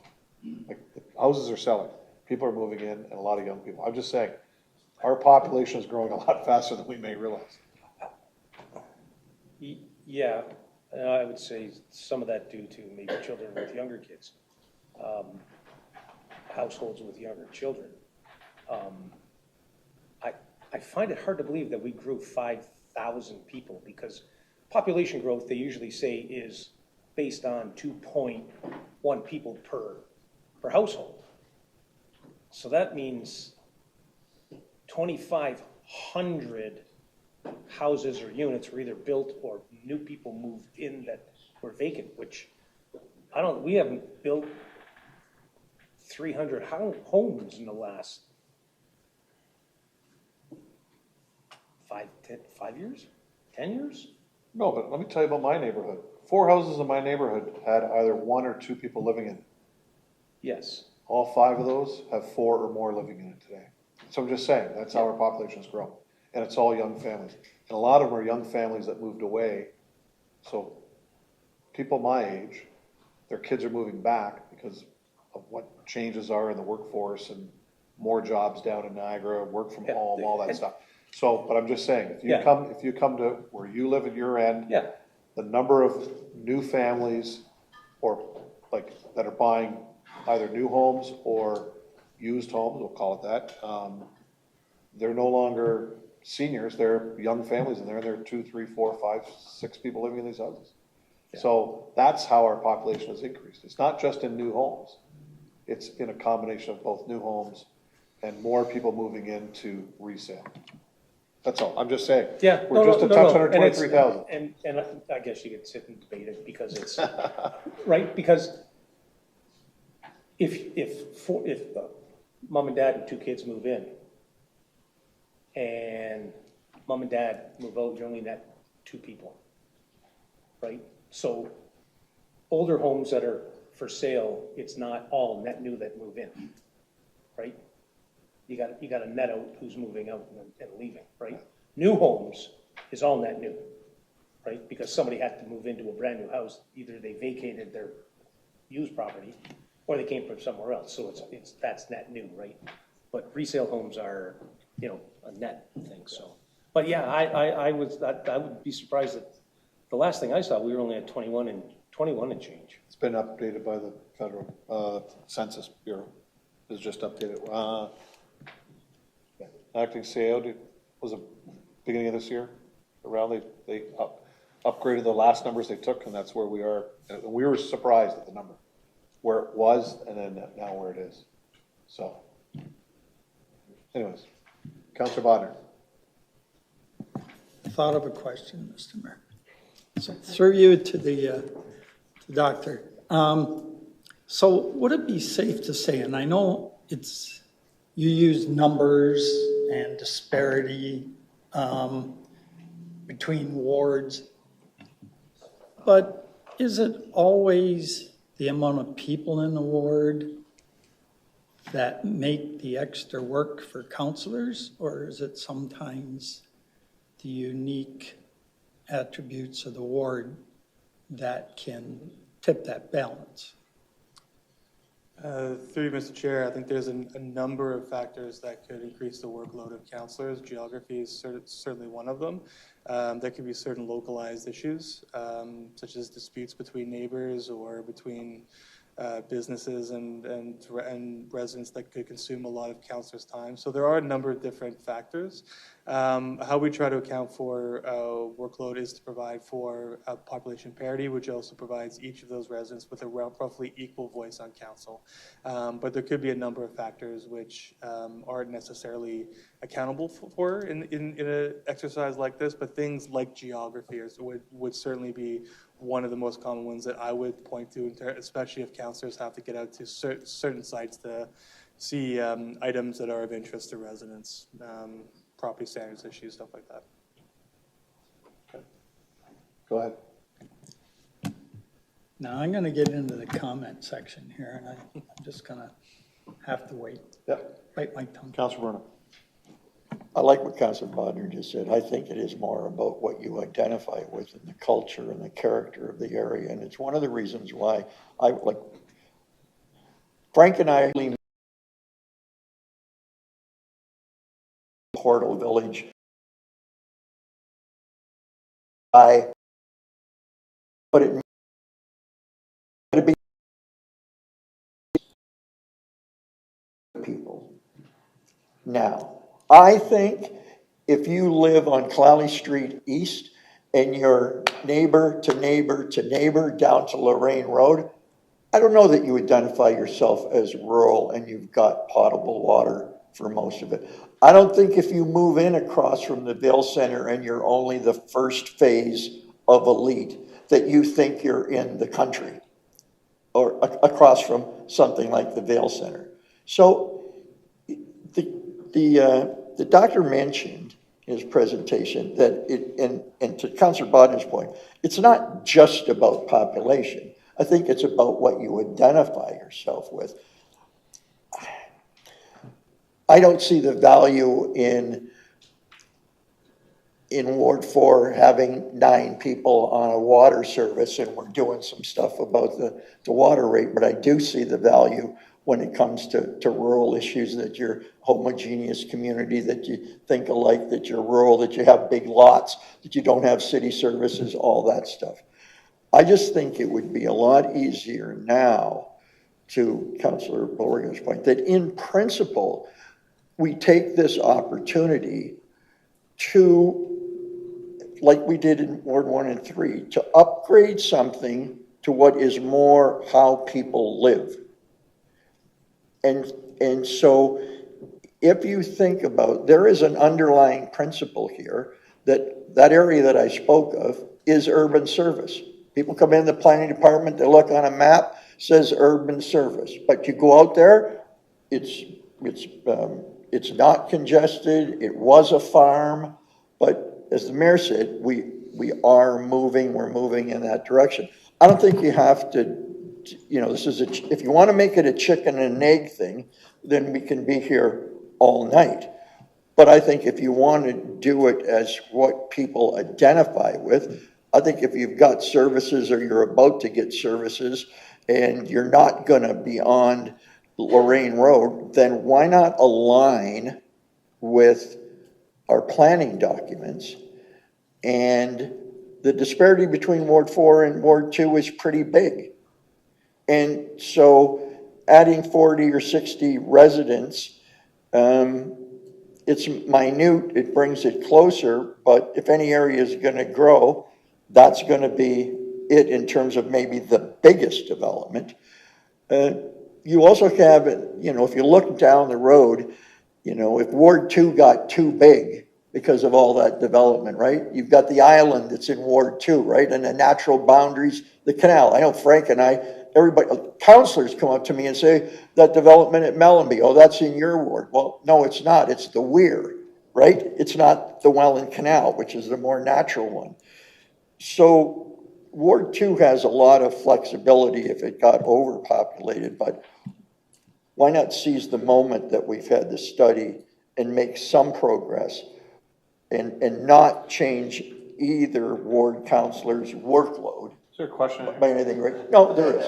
I just think There that is? I think that at the end There of is the a day. question? There is a question. Okay, let's get to it. 'Cause But we you're don't want taking the- more time than the question will We be. don't want the doctor standing all Yeah. afternoon. So I just think at the end of the day, and to you, Eric, is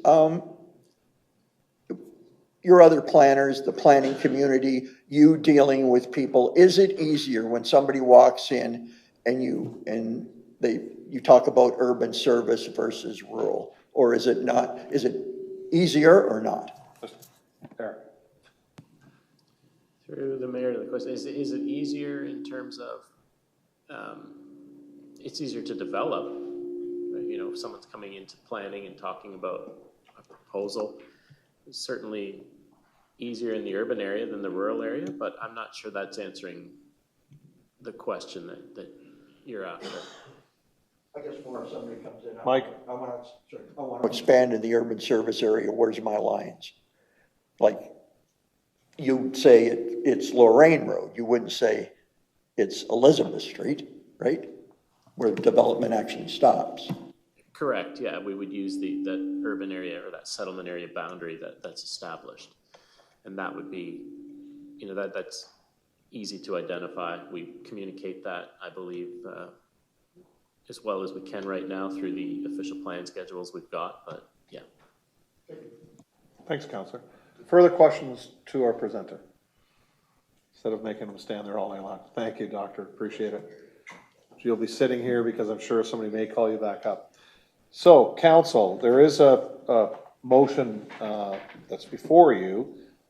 We need a mover and a seconder, but most important thing is, does somebody want to move a certain option so I can put this on the floor to get things moving? And then you guys can have all the comments you want. Councillor Bodnar. Mr. Mayor, I'd like to move option 1, the preferred option, for a vote on this, please. Do I have a seconder? Councillor Aquilina, or yeah, Councillor, well, actually, I'll make it Councillor Bruno, so we don't, not just making Ward 4 take all the heat on this. So, yeah, and you're on the agenda, yeah. Moved by Councillor Bruno, or moved by Councillor Bodnar, second by Councillor Bruno, that Legislative Services Department Report 2025-137 be received. That Council approve option 1 for the 2024-2025 Council Composition and Ward Boundary Review, final report prepared by Watson Associates Economists Limited, attached as Appendix A as the Council Composition and Ward Boundaries for the City of Port Colborne to be in effect for the 2026 municipal election. That the City Clerk be directed to bring forward a bylaw reflecting the approved ward boundary option to the next regularly scheduled meeting of Council, being a bylaw to provide for the alteration of the ward boundaries for the City of Port Colborne. Councillor Bodnar, questions or comments? Thank you, Mr. Mayor. Well, Councillor Bruno said most every comment I was going to say in his non-question speech there, and I appreciate that because that is, I think that kind of laid it out. You know, it wouldn't be, well, I can't speak for the other wards, but let me speak for Ward 4. It wouldn't be a big change for Ward 4. Right now, there's limited number of people in the, say, the elite development area. And I think, although I'm really not worried about those number parity thing, I think it does attempt to address some of that. And I'll leave any more comments till I hear other people's comments. Okay, further questions on this side? Councillor Beauregard. Through you, Your Worship. I guess because we were in question time, I didn't get a chance to necessarily say it, but I'm most interested actually in the second option, option 2. And the main reasons really are, I tend to see Port Colborne as an east-west sort of divide. There's that natural barrier with the canal, and having it divide more, I guess, the way option 2 is figured, there's no longer like that east-west divide. It's more of a north and south sort of situation. And what Councillor Bruno was saying in regards to the servicing, I think should be implemented. So I think that we may want to revisit or have this altered a little bit in order to incorporate that. So I guess I would like to hear what other counselors' thoughts are. If I'm the only one, then that's different. But I do prefer option number 2. And I do think that it's kind of counterintuitive if we're growing the largest we've been, but we end up losing 2 counselors. That does seem counterintuitive. But at the same time, I do think that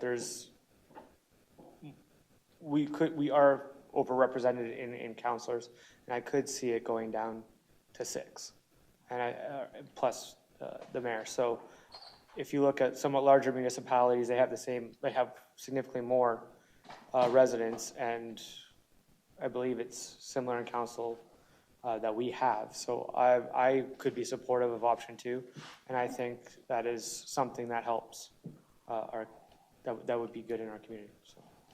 Thank you, Councillor.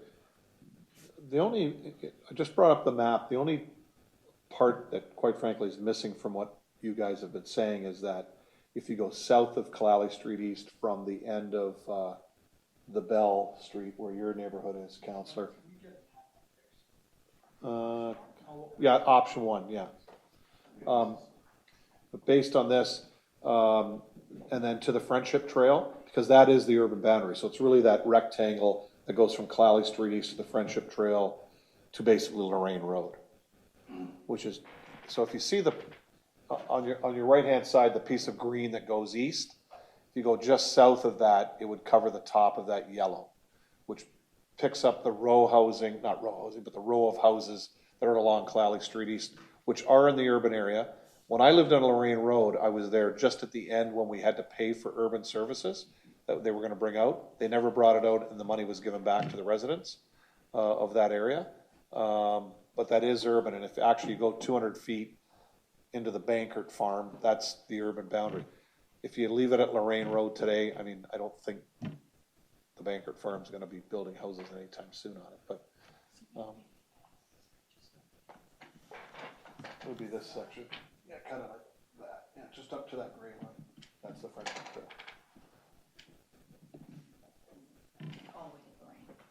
Yeah, that's part of the urban boundary now.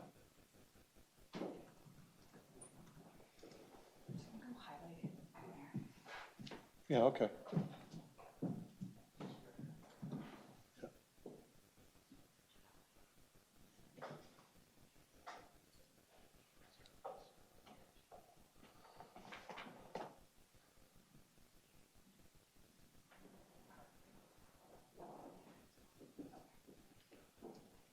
They're just trying to highlight this so everybody can see.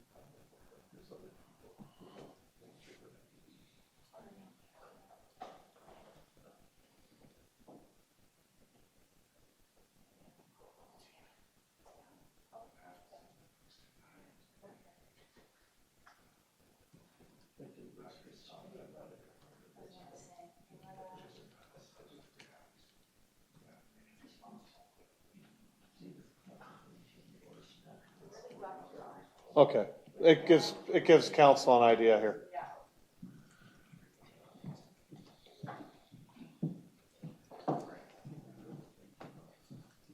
So just for discussion purposes, the red area would go from Clally East south to the Friendship Trail from the end of where Bell Street, Christmas, that area ends all the way to Lorraine Road. It would pick up. When I lived on Lorraine Road, I was the only house on Lorraine Road that was in the urban area. Now there's 2. There was a new house built beside my old house. So I've got Councillor Hoyle and Councillor Brown. Just a little clarifying. I looked at the Elite's proposal. There's a phase 3B that is just on the other side of Snyder Road. towards Lorraine. So you have the other urban subdivision before it, and then you have Elite that's going to build on a section on the other side of Senate Road. Yeah, and that's reflected in here? Yeah, and the hydrant ends just after the school across the street. So Yeah, so they've extended services into that whole area. So that's that kind of top box above the red. Yep. Yeah. And that's the area that I marked for a possible adjustment or amendment to this map to add into Ward 2. To Councillor Beauregard's point, could you put up the option of 6 councillors in the ward boundaries?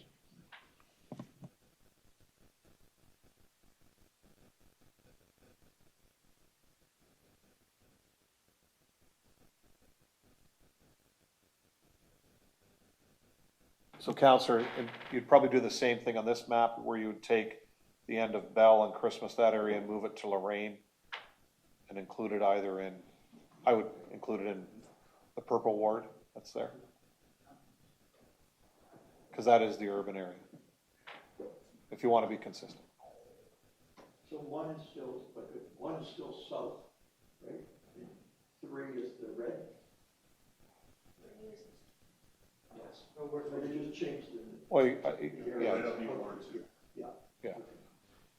Or you could name the wards, St. Catherine's names their wards, you could do something different as opposed to 1, 2, or 3. There's all kinds of those options moving forward. Counselor?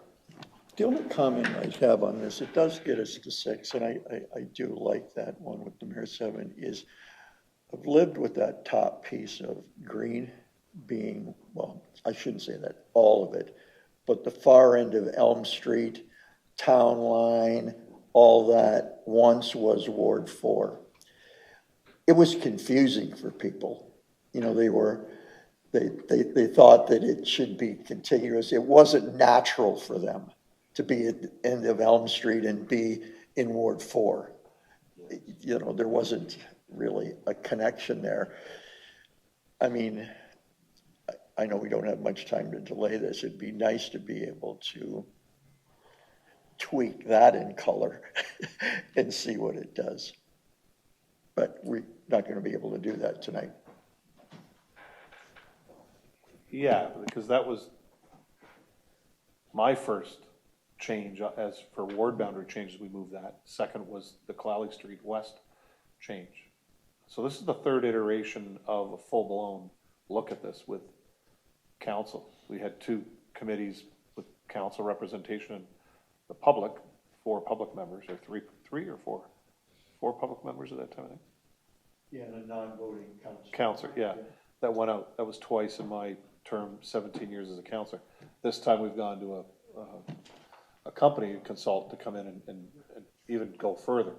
The only difference between this and those ones was remuneration was included in those 2 reports that came back, and this one it wasn't, which is fine. But I know where the consultants are going, because in our discussions, that's one thing I asked, because those are all primarily farmlands in there. They said keep it in Ward 4, and it keeps that traditional farmland area. Because you're only speaking of the houses on Elm Street north of Stonebridge that are affected. Now, there's more today than there was then. There's probably 4 or 5 new homes from that time. So that is the biggest difference. But you are right, we did that. Go ahead. If I could just on that, but I can't see doing it tonight if that's Ward 3 up there, it's not a lot of houses, but it makes it simple for the public and the members that maybe there's some tweaking in color there that aligns more with that wedge up there, the green that we talked about, but I don't really want to do something like this on the fly in numbers. Okay, further questions that's on the floor, which is option 1 with the slight change of the red, which is what you, with consensus, you guys have asked for. That little red spot the clerk put in, which is the urban boundary. Yeah, is that fine, Councillor Bodnar Bruno, moving it as amended? You're fine with that? Sure, yeah. Councillor Bruno? The red This section. is the one that makes the urban service Ward 2. I'm fine. Yeah, I'm fine You're with fine that. with that, okay?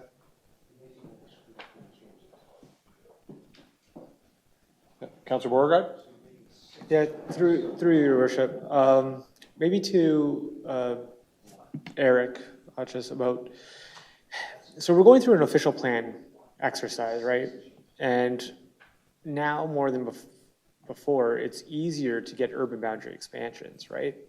Under the new policies. So I'm just wondering if we really want to focus on these urban boundary sort of servicing type boundaries for our wards, does it potentially make more sense to look at it when the official plan is completed? I guess the question to you is, are we looking at it potentially expanding our urban boundary? Eric? Through the mayor to the councillor. I don't believe right now we're looking at expanding our urban boundary, but through the review process of the official plan, we certainly open ourselves to requests from property owners outside of the urban boundary for their lands to come in and be considered for addition to the settlement area boundary. That occurs during the official plan process. And then as you mentioned, it can then occur after the official plan process through private application request to expand the settlement area boundary. So at any given time, that boundary, which historically was fixed, is a little bit more malleable in terms of being adjusted for urban expansion. Counselor? Would that include an expanded hamlet area, possibly? Eric? Through the mayor to the councillor, yes, it would. Yeah, because you know there's a number of people that are part in and part out of that hamlet, and they have property they'd like to develop there. And it is kind of a squiggly line. It would make more sense to go to roadways or something like that, squared up. So that certainly could give more population.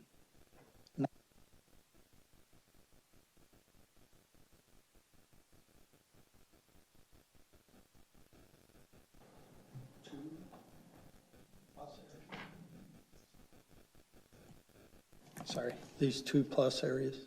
So, can I speak to the second option? Sure. So I guess the reason that I'm not excited about that is not for whether I'm here or not for the extra land that Ward 4 would, develop or take over, and the few people that they would take over. I think I'm concerned about the city as a whole and going down to 6 councillors.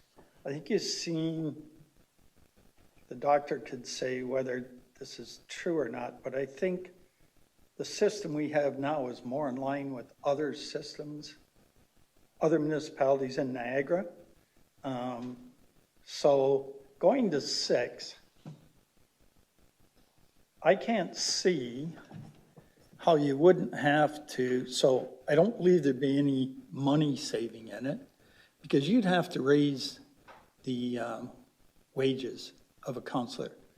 You all know how many boards you sit on or committees, and now you're going to take on another possibly, if some councillors are on 4, you're going to have that loaded on to the other councillors. And I think it's not good value for the constituents.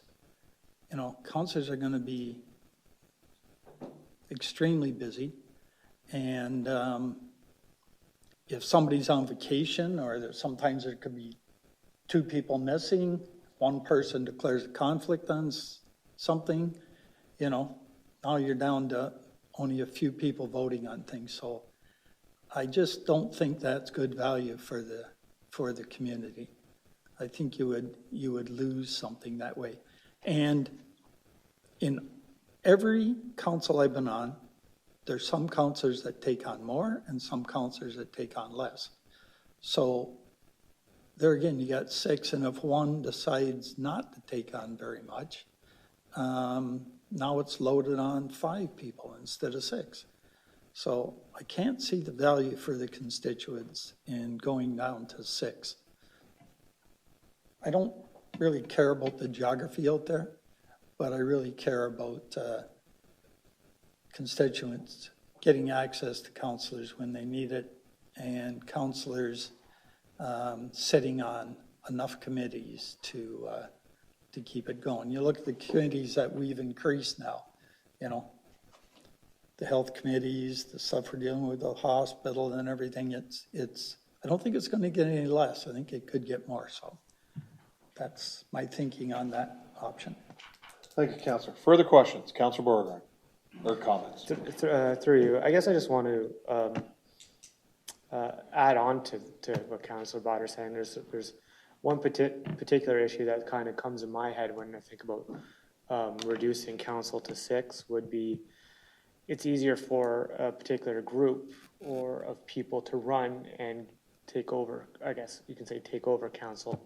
So that has come in my mind as well. And I mean, I'm not stuck on option 2 or option 1. I just see the benefits, I guess, in different ways. So I agree with you, and I'm okay with going with option 1. So although I'm not sure if we would like to if we want to look at any more in regards to the servicing boundaries, but if council's fine, then I'm fine as well. Okay, Councillor Bruno. Is this the time one can put forward an Amendment, yeah. Yeah, amendment. Yeah. I would like to put forward the amendment we discussed about the urban service area that's in Ward 4 to be part of Ward 2, as you outlined on the map. That's already in there. Yeah. You did that. Yeah. No, Sorry. You've already agreed to that. Okay. That was that red spot. Okay, thank you. In where that we put, yeah. I went to you two, yeah. So thank you. We're all set there. Okay, Dr. Spicer, can you come back up to the mic? No need to run. Madam Clerk. Through you, Mr. Mayor, to Dr. Spicer. I just had more so of a procedural question based on the amendment that is put on the floor right now and having that be captured in the bylaw that comes forward at the next council meeting. Given that the border is no longer a road, how is the description laid out for the border of the new, the revised Ward 2? Just so that it's clear for the residents as to where that border now lies. That's through you, Mr. Chair. That's a fantastic question. In areas where a ward boundary that doesn't run along a road, usually planning parcels and lots are used as the descriptors. So typically each of the wards is described using geographical markers. So if there isn't a defined boundary or road, usually the sort of planning parcel or lot could stand in. Watson's recently did this in Barrie. Because it ran along a trail. So with this, then, Dr. Spicer, where the red is from Kalali Street East to Lorraine Road to the east, it actually stops at what was formerly the CNR Railway, which is now our Friendship Trail. Mm-hmm. So that's probably how we would describe it? Exactly. South to the Friendship Trail, and that's it, because that is the urban boundary. It was always to the CN line. Yeah, if the urban boundary is described clearly, then that would be the boundary that we would use to describe the wards. Fine with that? Yeah. Good. Thank you, Dr. Spicer. Any further questions? Okay. All those in favor? All opposed? That's carried. Very good, Council. 14.3 is East Side Employment Land Servicing Phase 1 Construction and Funding Approval 2025-139. Moved by Councillors Elliott and Beauregard that Development and Government Relations Department Report 2025-139 be received and that Chief Administrative Officer and Director of Public Works be authorized to execute the required contracts and agreements with an upset limit of $4.3 million for the construction of infrastructure to support the development of Phase 1 of the East Side Employment Lands. That the Chief Administrative Officer and Director of Development and Government Relations continue with Asahi Kasei to establish a water and wastewater purchase agreement to be brought to Council for approval.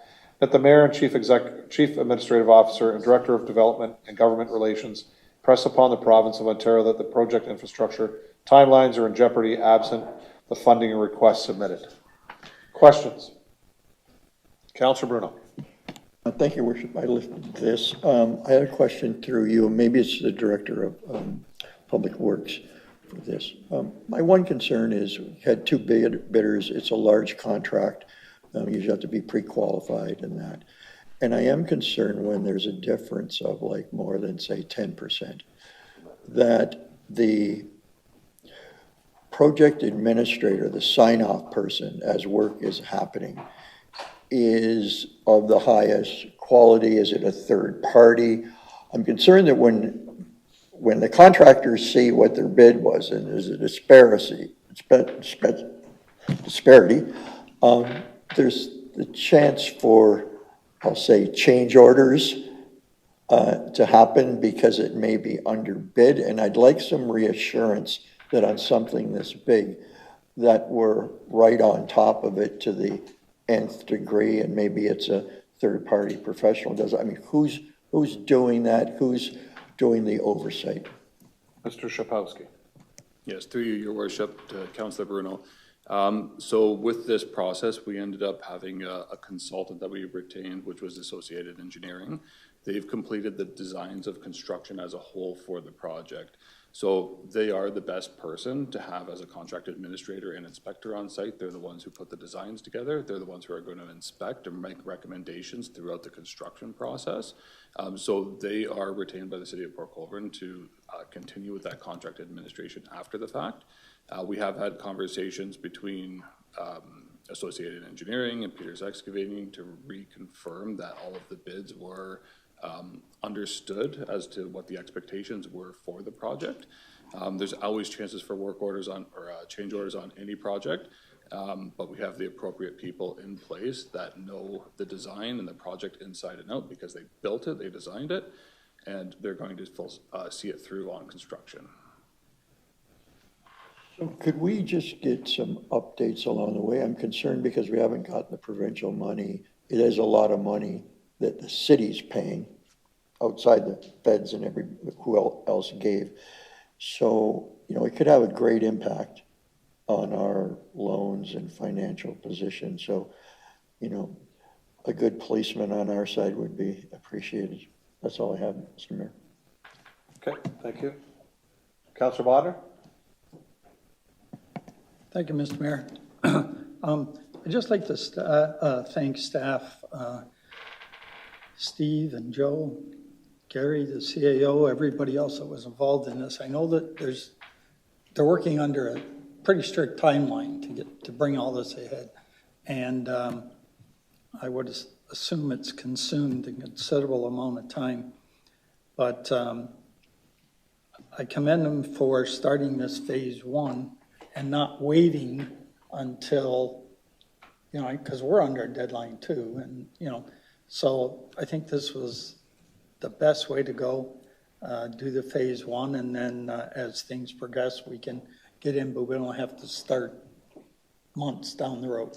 So thank you for everything, all the work you put in, and I think it's the way to go. Thank you, Councillor. Councillor Baggett? Thank you, Mr. Mayor. Through you, I guess, to Steve.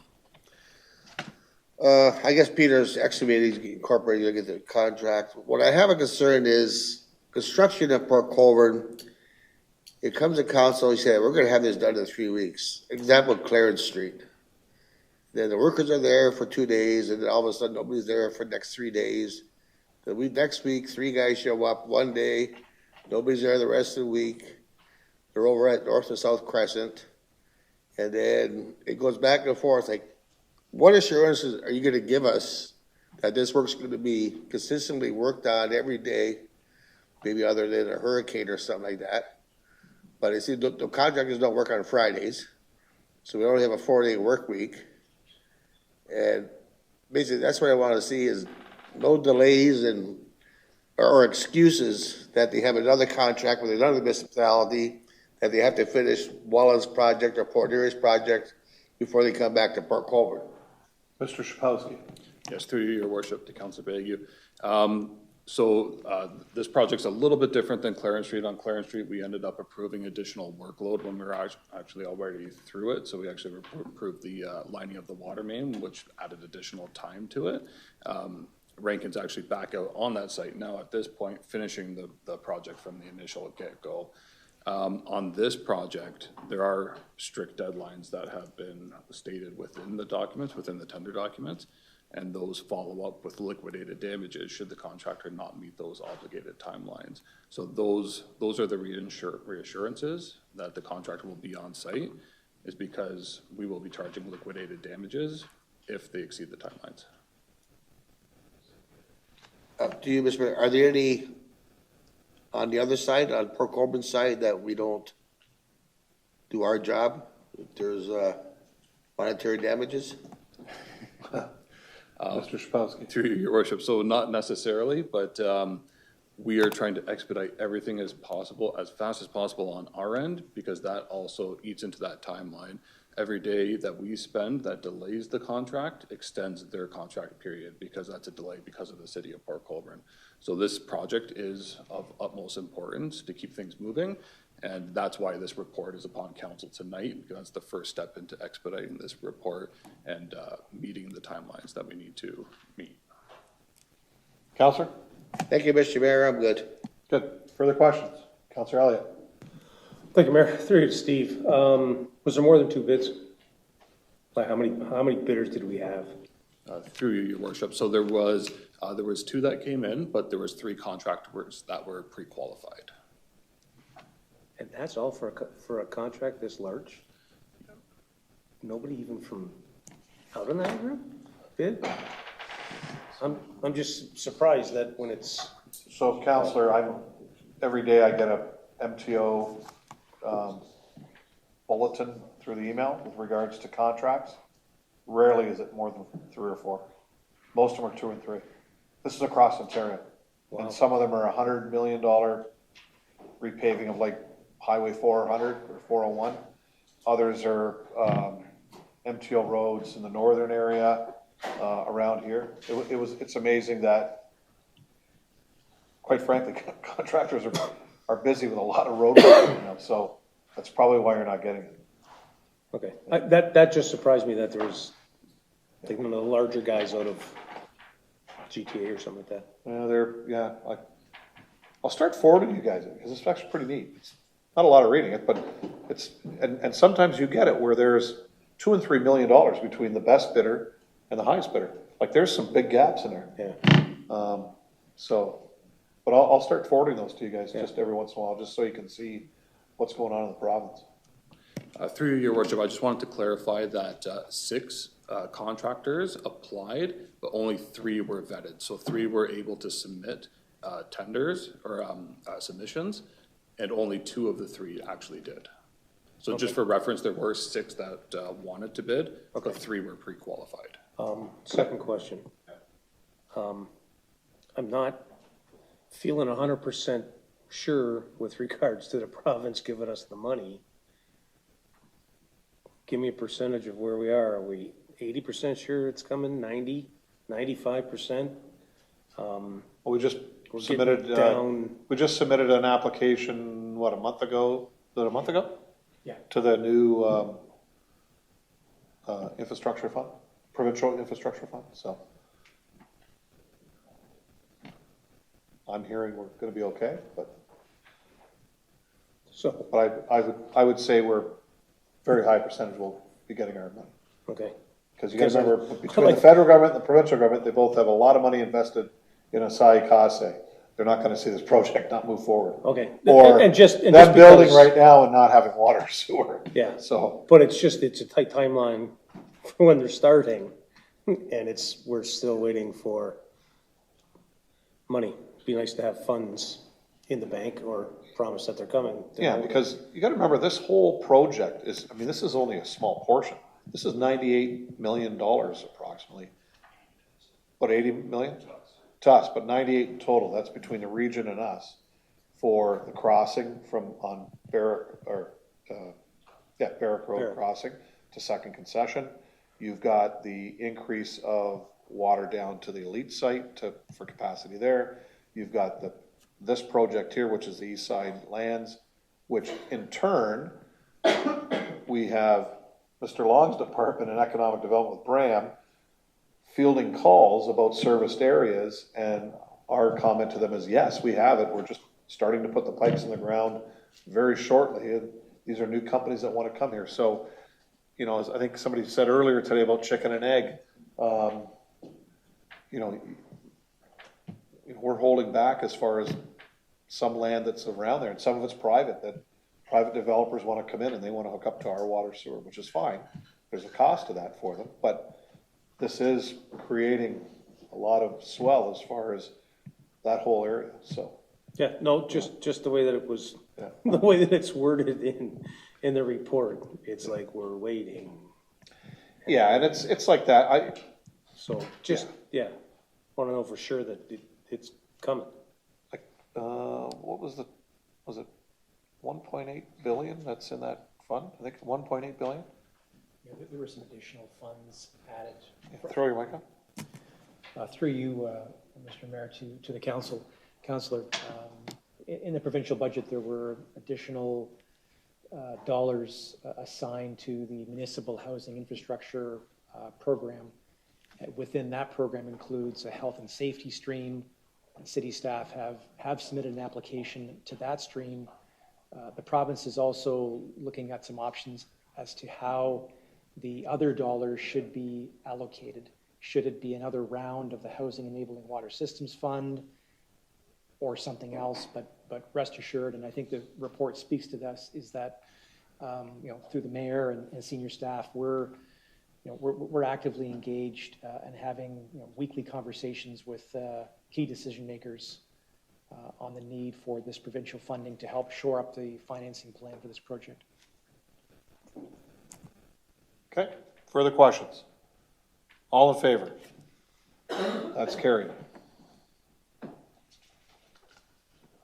Item 14.4 is lease agreement, ADM Agri Industries Company 2025-128. If I could have Councillors Bagu and Elliott move that Development and Government Relations Report 2025-128 be received.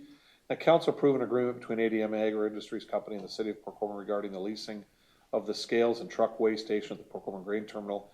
That the Mayor and City Clerk be authorized to sign the lease agreement and bylaw. Questions? Councillor Bruno? I had pulled it, but Mr. Long gave me the answer at the beginning of the council meeting, so I withdraw. Thanks. Okay. Any further questions? All in favor? That's carried. Noise variance request 250 Pleasant Beach Road, item 14.5, Capri Restaurant 2025-135, moved by Councillors Ackland and Bodner that Community and Safety Enforcement Department Report 2025-135 be received. That Council approve a permit to exempt 250 Pleasant Beach Road Capri Restaurant from Section 4.3 of Bylaw 4588/119/04 with the following terms and conditions. That a noise variance with modifications be approved for the period starting from May 1st, 2025 to October 31st, 2025 from noon to 10 p.m. Sunday through Thursday and ending at 11 p.m. on Fridays and Saturdays for a variety of amplified noise, including karaoke and live bands being able to amplify music. The permit is applicable only to the production, reproduction, and amplification of sound in connection with events at this property with the modifications by the City of Port Colborne. Questions? Councillor. Thank you, Mr. Mayor. I think Councillor Agolino and I were looking to make sure that option 2 on page 3 of the report, I believe that's the one that staff recommended. Is that captured in what we're voting on? Because I know we sent this back and I just want to make sure. It says staff are recommending the option 2. And that gives the city the option to respond to any complaints and possibly revoke this if it can't be resolved. And I think that's what we're kind of looking for the neighbors there. Everybody plays fair, everybody does really good. It just goes on. if for some reason it gets out of hand, there's options to step in and do it. Yeah, so option 2, based on the Yes. report. Yes. 1, limit the noise to 11 PM or earlier, which we have in here. Yep. Establish times, dates, and restrictions, which we have on Monday to Friday, Saturdays, Sunday to Thursday, Fridays and Saturdays. And then, as it says here, staff are recommending option 2, which you mentioned, which is outlined in the recommendation of this report. This would allow the city of Port Colborne to enforce the variance through penalty notices or rescind the noise variance should adjustments not be complied with. So that's picked up everything that was talked about in the last meeting and what you've asked here this evening. Staff, does any staff have any comments on this at this time? Sure. You're fine with that? Okay. I'm not sure I missed anything, so I'll look to Councilor Aquilina. Councilor Aquilina? Thank you, Mr. Mayor. And I think the reason why we had it come back was because there wasn't really a calendar where it was distinguishing everything. Although the calendar isn't filled with people who are going to be playing those days. Like, from what I understand through talking to the owners who were here in the audience earlier today, like the 1 to 7 is just them playing music, like there is an actual band or anything. And so I'm thinking there's a possibility that not all those time slots will be filled throughout the summer, but you know, hopefully it doesn't get out of hand, and if it does, then we have bylaw that will be able to enforce. Yep. Pulling it out. Okay. Councilor? So I'd just like to say that we're fully supportive of the Capri doing good and, you know, being very successful with this. It's just that the odd time we've seen things go askew, and there needs to be a penalty if it does, and an option for the city to react. Okay. Thank you. Okay, thank you. Further questions? All in favor? That's carried.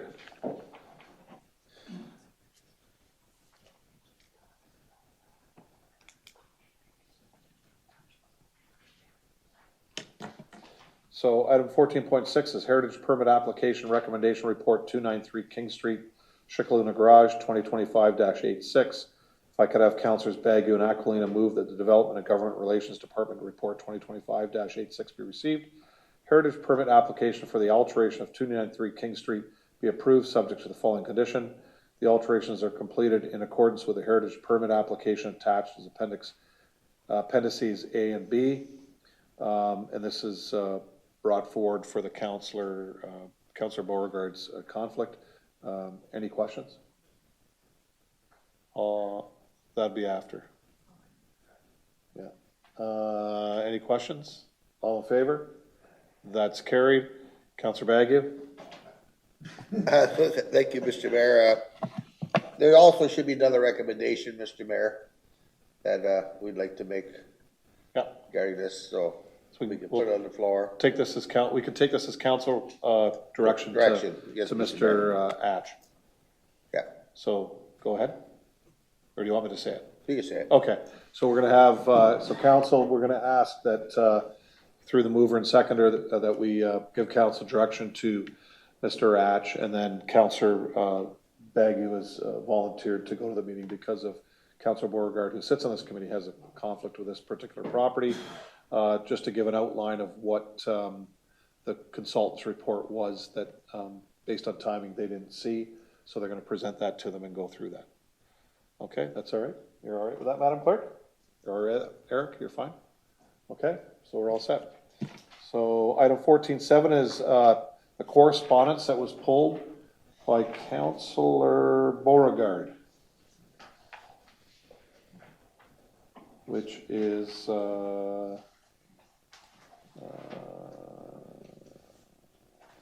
my correspondence? So it's on your agenda 13.4B, which is now 14.7, is the Niagara Region Combined Sewer Overflow Control Program 2025 funding recommendations. Councillor Borgard? Yeah, through your worship, I guess, I guess my first question is maybe to staff, because when I look at the appendix 1, there's a bunch of projects across the region, and a few of them are ours. So it looks like we're going to get funding from the region on these some of the particular programs. I'm just wondering, was that already incorporated? And maybe it's to acting CAO, I don't know who, but was this incorporated in the budget? That we would get this funding, or is this kind of like a bonus to our residents? Mr. Shapowski. Through your worship to Councillor Beauregard. So this would be in addition to any funding that we have right now. So we do have an extensive wet weather management program that's currently underway. These funds would be in addition to the funding that we already have. So this would mean that our taxpayers are benefiting from this beyond what was already expected. Through your worship, that's exactly right. Okay. Just a second question. Can you maybe elaborate on the arena sewer shed lateral lining? What exactly is that project? Yes, through your worship. So the arena area is will be targeted. It's basically the area that's directly west of the old West Side Arena. There's a large section there that does have quite a bit of inflow and infiltration that's actually entering the sanitary system. So what we'll be doing is going through and identifying all the problematic areas on the laterals in that area, and then we'll be correcting those issues, mostly through either lining, probably for the majority of the time, or there could be spot repairs that are taking place depending upon what we find in the field. I got a few more. I noticed that Niagara Lake, for example, has got like a St. David's I&I study, some funding on that. Actually, they got, where is it? They got 50% of it was covered. I'm wondering, did we get the same thing when we did our study? Through your worship, yes. So the region does have, depending on the type of work that you're doing, they offer a different percentage that they'll cover or they'll fund. So in some cases it's 50%, in some cases it's 15, 60-40 split. We have received those in previous years. For the ones this year, they were 30% the region funded on the arena area sewer shed. And then on the other project, which was the downtown cross connections, we received 50% funding, but that was only partially funded. So we received about $39,700 of the $175,000 requested. And I guess my last question is, they mentioned in their report, they refer to an appendix 2. Oh, actually, okay, I see it now. Maybe you can just answer. Were there any projects that we applied for that we didn't get funding? Through your worship. So there was one project, it was the Rosemount area lateral lining. So we applied for 3 projects of this round. We received full funding for one. One we received partial funding, and then the other we didn't receive funding for. Basically the program was oversubscribed, so they have a limit of $4 million. And a number of the projects fell outside of that $4 million threshold. So Port Colborne, along with other municipalities, have a number of projects that weren't actually approved during this round. So yeah, we did have one that wasn't approved. Thank you, Councillor. Yeah, there was $4 million in the regional share of 12 projects across the region that weren't approved. Would have been 21 million in project costs. Their share would have been 4 million on those projects. So you're right. It was oversubscribed. It seems like every time we go through this, we do get some. Yeah. So, Councillor Bruno. Thank you, Worship. Just real quick off the back of Councillor Beauregard's first question. So if we budgeted for something and we did land the grant, are you just using that fund to go further into the next stuff? Through your worship, that's exactly what we're doing right now. We would use existing funds to match the city's contribution towards the project, which has already been approved. So this funding from the region is going to make that money move farther along. Great, thank you. So motion to receive, Counselor Beauregard, Counselor Bagu. Further questions? All those in favor to receive? That's carried.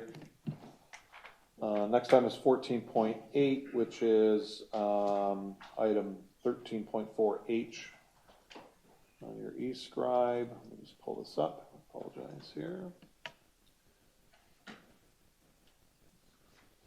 This is a letter from Bradford West Willenbury, advocacy for increased income support threshold for Canadian veterans. Councillor Bodnar. Thank you, Mr. Mayor. I didn't see a recommendation to support it. I think we're probably just receiving this. Is that it? You can move to support. Yes, I would like to do that. And if I can read just a little small paragraph that will kind of capture this. The threshold for the income replacement benefit, and this is for Canadian veterans, it was established in 2019 and hasn't been changed. And this is asking to, it really fails to reflect today's economic reality, particularly in light of inflation, soaring housing costs, and the general increase in the cost of living. So they're asking that Veterans Affairs Canada up that annual dollar amount, and I'd like to see us support this. Councillor Hoyle, would you second that? Yeah. Thank you. So moved by Councillor Bodnar, second by Councillor Hoyle, that we support the resolution from Bradford West Willenbury. Further questions? All in favor? That is carried unanimously. Madam Clerk, you'll look after that. Local MPs. Yep. They've probably got the list here. Yep. Yeah, so Yep, the same everybody. list, but our local representatives. or Yep. MPs here. Yep. Okay.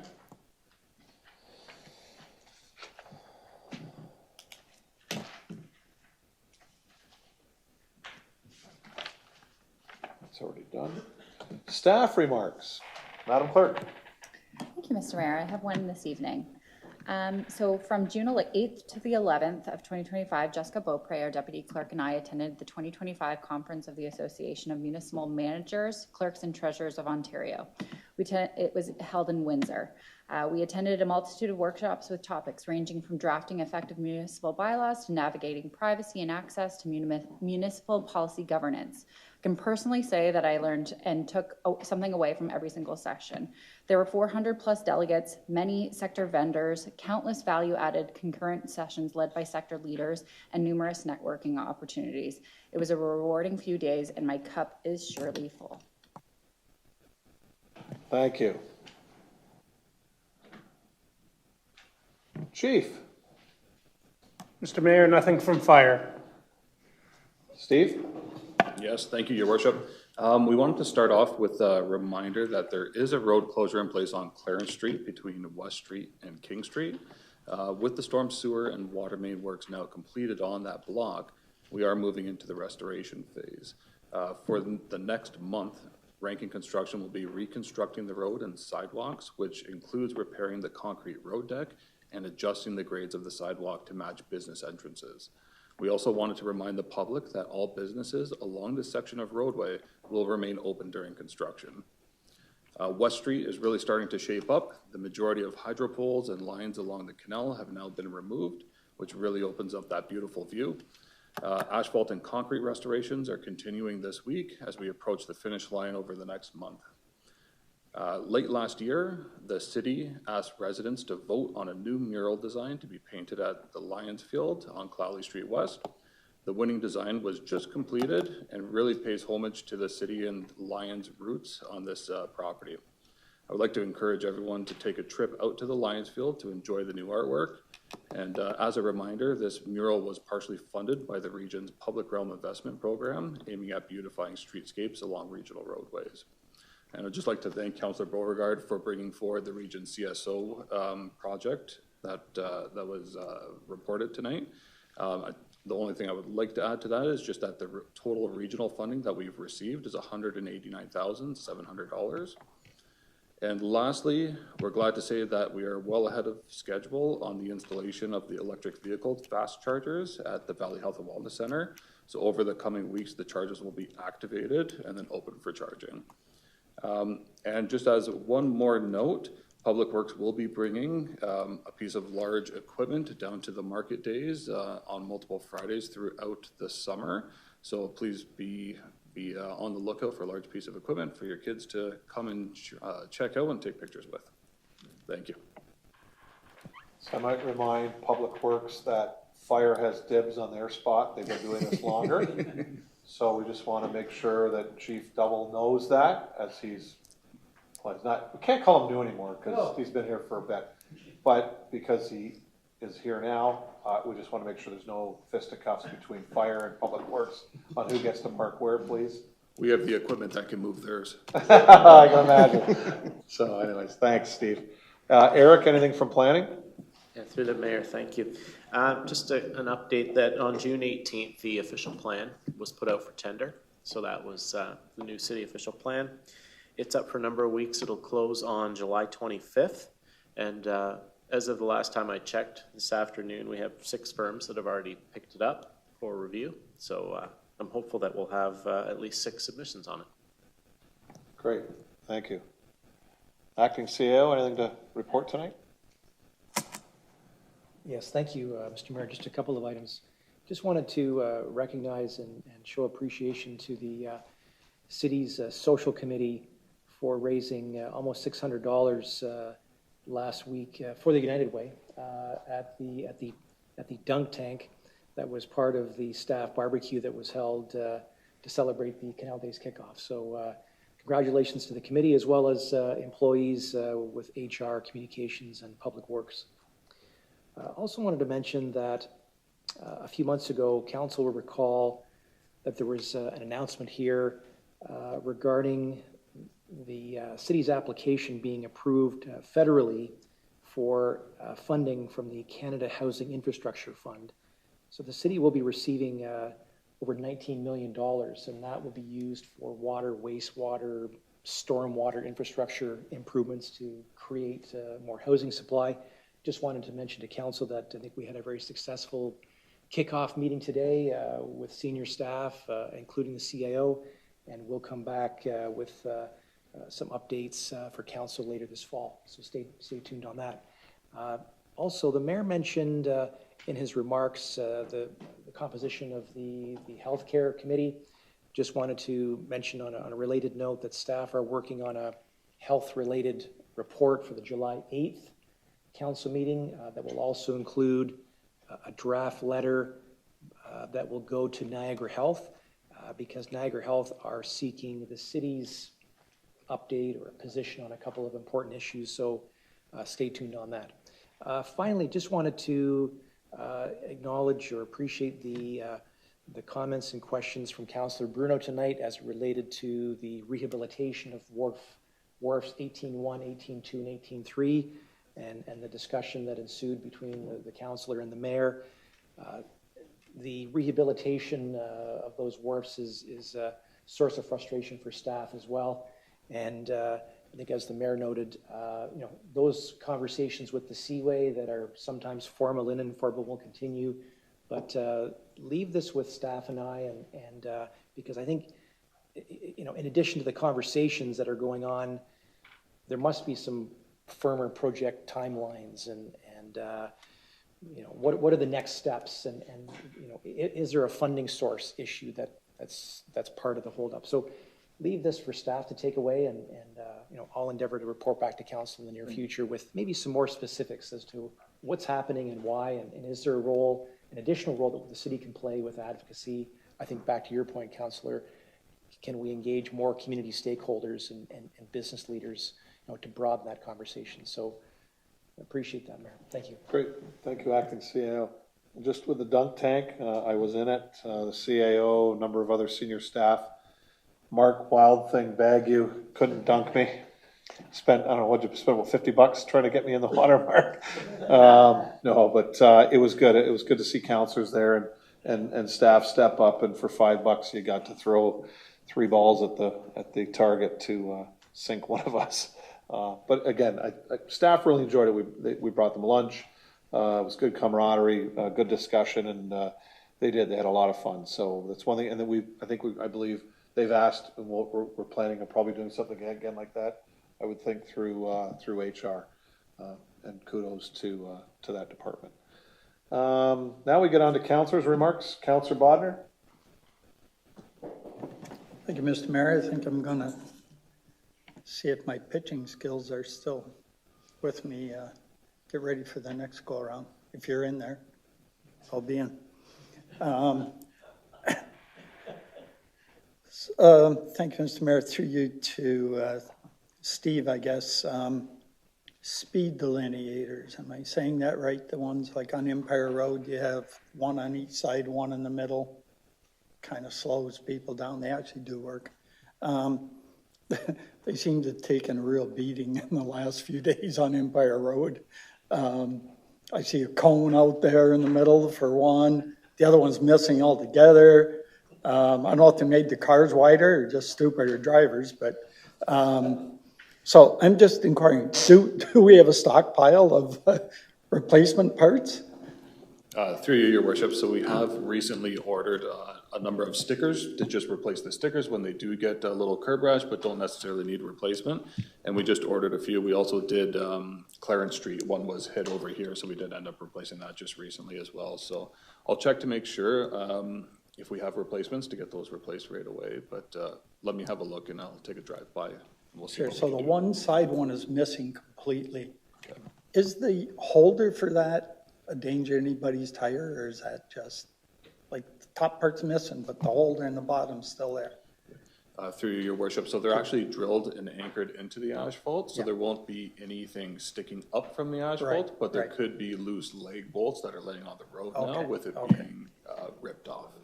Okay. You can check that out. Also, trail sight lines. Have we cut them back this year already, or are we going to? Through your worship, so we just completed, or actually we're still working on the grass cutting that's happening in the rural area. So typically we'll follow up with the sightline clearing at that point, just to brush back slightly, just so that the line of sight off of the trail would be adequate for any passerbys to note that there's someone about to cross. Yeah, it's starting to grow in. And would that hold for like the end of Pinecrest Road where it meets Kalali, that one? When you look west, comes out right by the Reeve House there. So when you look Pinecrest to Kalali, if you just want to check on that one, when you look right, it's a little obscured, a few branches there. And also Vimy Ridge Road at Pinecrest. I just happened to see those today, or I would have sent it in. Sorry to, same thing there. Mr. Mayor, you were at the Italian Hall for their 90th, and we just couldn't make it. It just didn't work out. But, you know, I think we'd be remiss if we didn't thank them for, my wife and I were talking, and, you know, back in the 60s when all you young people wouldn't know that, but, you know, there was a dance or two every week. That's where you went. And a lot of them were at the Italian Hall.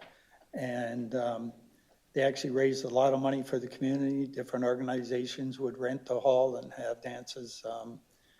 You know, throughout the years, we certainly would stay till the last dance and spend a lot of late nights there.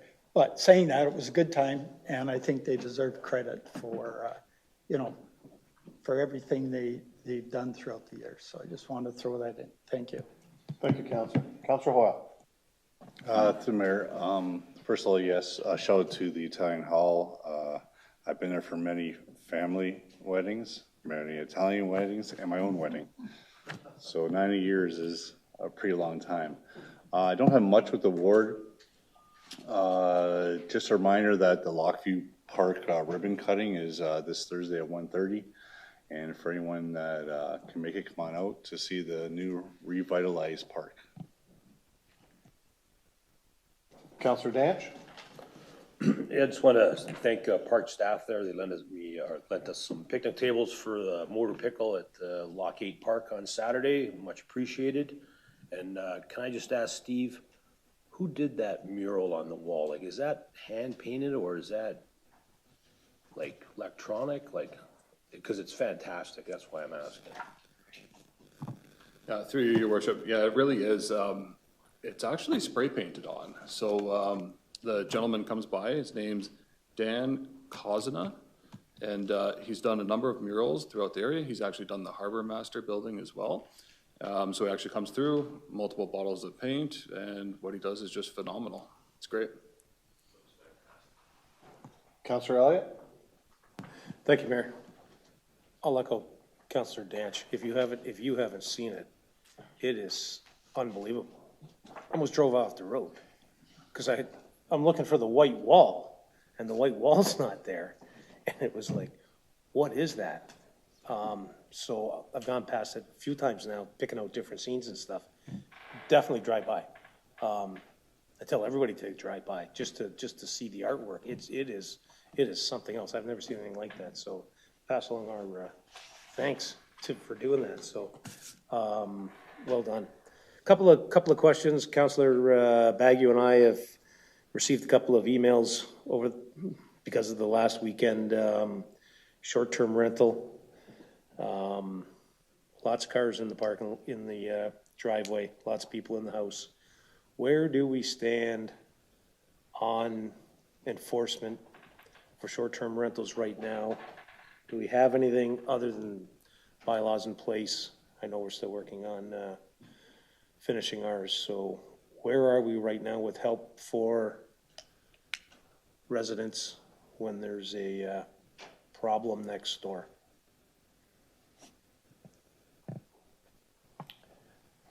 Anybody? Chief Planner? Or we're just looking at planning and CAO's office, so. Through the You mayor. can start, yeah. Eric. I believe there's a plan to come back with updates to the short-term rental bylaw later this summer, which would put them in place for later this summer, this fall. However, right now, I think our mechanisms are existing other bylaw mechanisms we have related to noise, et cetera. Yeah. Okay, so there is no set limit to the amount of people that can be in the house? Through the mayor, my current understanding is no, there's not. Okay, so there's just our bylaws and then wait, because it's the first really good weekend of the summer, so I would expect more to come. This house isn't exactly a small little house that somebody rented. It's I'll say rather upscale house, well-kept neighborhood. So we'd like to get some meat on the bones so we can enforce some of that. So I guess, I don't know if Mark's gonna have comments later on, but we'll get back to the residents that sent photos and whatnot to us. Second issue is with regards to downtown. Clarence Street, you said will be finished by June 29th? Oh, sorry, July. Yeah, I saw you trying to look up what the date was. Anyways, Matt Pilon and I had an opportunity to go and talk to some business owners the other day, and got some feedback, not criticism, some holes maybe we could fill.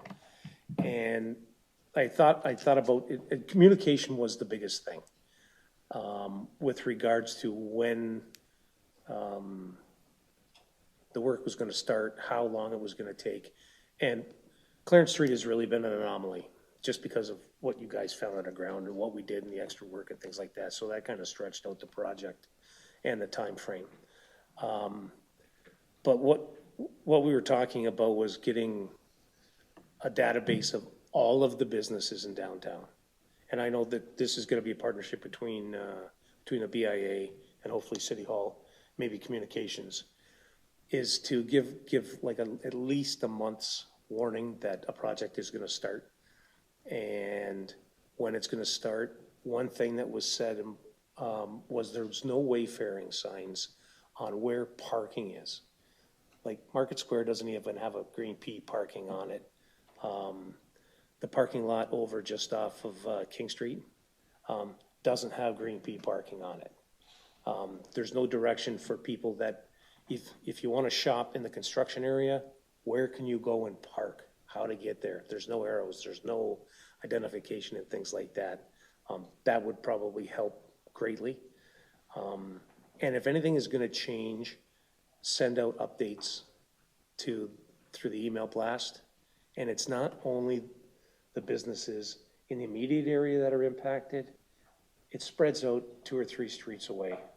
There's one business that is on the edge of the Clarence Street project that has rumors that they may close. And it kind of surprised me that would happen. I mean, if, corporate office takes a look at what's going on, there's construction in the neighborhood, yes, you're gonna slow down, so some help that way. Maybe a partnership between the city and the BIA to promote shopping downtown to help the people out. We are only as good as the businesses we have in town. And if we wanna drive tourism into our town, we need to support local businesses. And especially through the hard times when construction like this is going on. The one thing that I took away was this is the first major project we've had in downtown in I don't know how long. 15 years. Yeah, right? So all the staff that we have on board right now is all new to having an event like this take place. So it's something that we can draw back on and go, where do we fail? What were successes? How can we be better at helping out the businesses and putting it out there on information so that people know how long this is gonna take, where it is, how you can help out. Parking is a premium, where you can go and park. So just brainstorming is basically what we were doing and trying to figure out, how can we get better at it? Because there are more projects coming. Clarence Street's gonna get done, the corner of King and Clarence is gonna get done, and as we go along, there's gonna be more hiccups as we go. So if we can kind of draw from what we're learning from this project, it would be a real big help to the downtown core. So it was a very positive conversation that we had. One of the things that they did say, and not pointing fingers, but on the city's website where it says current projects, neither West Street's on there nor Clarence Street is on there. So when you go to look it up, and the business that we were talking to, when the West Street project got underway, they had no idea that the West Street project was underway. Nobody had even notified them, just to show you, they would have liked to known because that impacts them, because now there's no parking on West Street. People may come and park in front of their store and go shop somewhere else. Now their customers don't have parking available. So to let everybody know what's going on in the core would be a help to everybody. So if we can work towards that, and that's a collaborative effort between us, communications and the BIA. So if we can get together on that, maybe we'll talk to Matt, and if you want to get together and go talk to him about it, and then with maybe communications, pass that along, because I'm sure that the BIA could use the help on that. There is not a full-time person in place at the BIA. There used to be. So I think that's part of the shortcoming, is that there's not somebody in the office all the time to send out blasts. So they're kind of looking for help that way. So that's it. Thank you, Councillor. Councillor Bruno. Thank you, Worship. I'll have my FCM report for the next meeting, but to Councillor Elliott's point on lessons learned, speaking of FCM, that block, I feel for those merchants, and it's good you see sidewalk open, but now they're going to do the sidewalk, and it won't be as good. FCM, you might remember, Bill, Quebec City, bustling downtown, convention in there. They're doing the whole main drag. Boards from the street, you walk right in, connected to the shop front. They pour in the evening.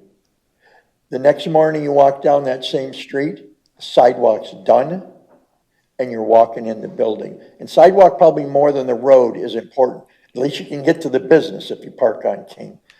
I don't know if you consider that. Obviously, it's more money, but there's no sidewalk pouring in the daytime. It's people in the daytime and sidewalk in the evening with the ramp over there. Something to consider.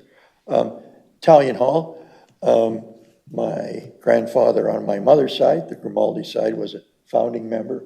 Everybody here talks about what a great job they were. I was thinking when people said the age 10, probably if you weren't in the Italian Hall by the age of 10, you weren't invited to a lot of things in Port Colborne. The fellow doing the signs, I'm out with my friend Tom Lannon Sunday night. We go by there. He goes, Gary, have you seen the Lions building? We go by, kids out there. I say kid, probably 24. Got to be 92 pounds soaking wet. So his body's art too. But interesting factoid, he's there, bags of spray paint. Asked him, I says, oh, are you an artist? Like, do you put your name at the bottom and that? He goes, that DG at the top is mine. And he says, if you look at the ship and the flag on it, I put my initials on it. So just a cute anecdote on that. To Steve, driving down Main Street today, saw one of your students, I believe, painting the street furniture, stuff like that. Kudos to be on top of it. I mentioned a few weeks ago, I don't know if you will have a chance before Canal Days. I think you talked about doing a wrap maybe on that sign at St. John Bosco School that says Canal Days with the new logo. I don't know if that's a possibility or have you looked into it? So I'm just trying to quickly look up an email because I did get one that came through today from our comms division that's heading this up. And let me see. So they just finished the design for it. And they're just waiting on an exact timeline and installation to do it because they're going to do some structural repairs to the sign as well. It just needs a little touching up. So I don't have a timeline right now, but I will get one for council for the next council meeting. And we'll try to prioritize it to get it done before Canal Days, just to catch everyone coming into town. Great, thanks. And one last thing, your staff with you and Joe and everybody else at Water and Wastewater were great at giving the residents in Bartok an update, a neighborhood meeting, if you will, over at the Ops Center, I think in the fall. And I think there was talk of doing one come spring, summer with maybe any update. I had one of the neighbors was really happy about what you guys done. I asked them if they've been worried when we've had storms. He says the best it's ever been. They're still cautious, so they don't do the dishwasher and all that kind of stuff. But it'd be great if, and then between now and the fall, if you could do an update and let them all know. I think they'd be pleased to know what kind of savings that lining is done and where they really stand on the next storm. I tried to ask them, how many times was a city truck there, or are we going to back off a bit because we think it's all working? I think they'd like another update. If you could do that, would be great. Yes, we can definitely do that. We'll schedule one in. Great, did a great job. Thanks, that's all I have, Mr. Mayor. Great, thank you. Councilor Bagley. Thank you, Mr. Mayor. First thing, I'm a southpaw. I try to knock in the water. Must be the southpaw thing, but I didn't know till later on after I spent all my money that for $25 I could have just pushed the button with my hand. So I would have done that first, Mr. Mayor. So get ready next year. A couple issues, Mr. Mayor. Speeding. I know you talked about it earlier, and we used to have the speed delineator on Lakeshore Road West between Oak Ridge Crescent and Cement Plant Road. I'm getting emails, Mr. Mayor, regarding the speeders. So maybe we could either get something there, or hopefully our regional police can do a little enforcement. Yeah, we've already gone out to both our staff sergeant and he'll talk to the traffic division with regards to that. I think, did Gail send you an email about if we could put up, I think she sent it to your department with regards to one of those speed signs again. Get it. We've had it there before. We're told we've said it has worked. They've asked for other things in the area. I mean, I know we've been looking at that area for a while now, so if you can come back to us with something in the near future for that. Okay, is that fine, Counselor? Yeah. Yeah. I think you were copied on it, or I was copied on your. I think you were email. copied on the one Gail sent, yeah. Right, yeah, so, Yeah. I appreciate it, Mr. Mayor. The other one, Counselor Al was mentioning about the short-term rental, with up to 11 cars in somebody's driveway and the house that has 4 or 5, maybe 6 bedrooms, we don't really know for sure. And people are arriving in the daytime hours where our bylaws already home. And I know right now we only have our regional police to phone and stuff like that, but they've made some good suggestions, Mr. Mayor, regarding adjacent property owners notification, and whoever rents a short-term rental is aware of the boundaries of the properties and stuff, especially in some of the estate properties, are just, people don't have fences, Mr. Mayor, and other things that, one of them was the contact phone numbers for neighbors to get a hold of somebody, whether it's the city or once we have it in effect, or the police, what times are from which phone calls, Mr. Mayor. So I just wonder if I can forward the email to, I guess, I don't know who's working on the bylaw, Mr. Mayor, when it comes to council. Well, the CAO and staff, but I think the CAO has received this? Yeah, he's received it, yeah. Brian also. did receive it, so he Yeah. has that. But with regards to working with our law firm, bylaws, I think Eric has been involved a little bit in this, so, because he's fairly new here. Yeah, they'll take all that into consideration. Some of the stuff has been, I believe, included, because some of the stuff you're talking about now, Councillor Bodner's brought up in the past, so. Yeah, that'll be brought forward. Yeah, I did copy Councilor Bogner on, from one side of the city to the other side of the city. We got it covered, eh? Yeah. But, okay, Mr. Mayor, I thank you. I'm done. Councillor Beauregard? Councillor Aquilina? Thank you, Mr. Mayor. I just wanted to reiterate that June is Seniors Month, and I'm part of the Seniors Advisory Committee for the city. So seniors have been at the Market Square every Friday. So this Friday will be the last Friday that they'll be there. And there's a table, and they have like pamphlets that they hand out. We also held a Seniors Expo at Friends Over 55 on Filden. I think June 12th was the date we did it. And so it was quite a good turnout with vendors as well as participants that went.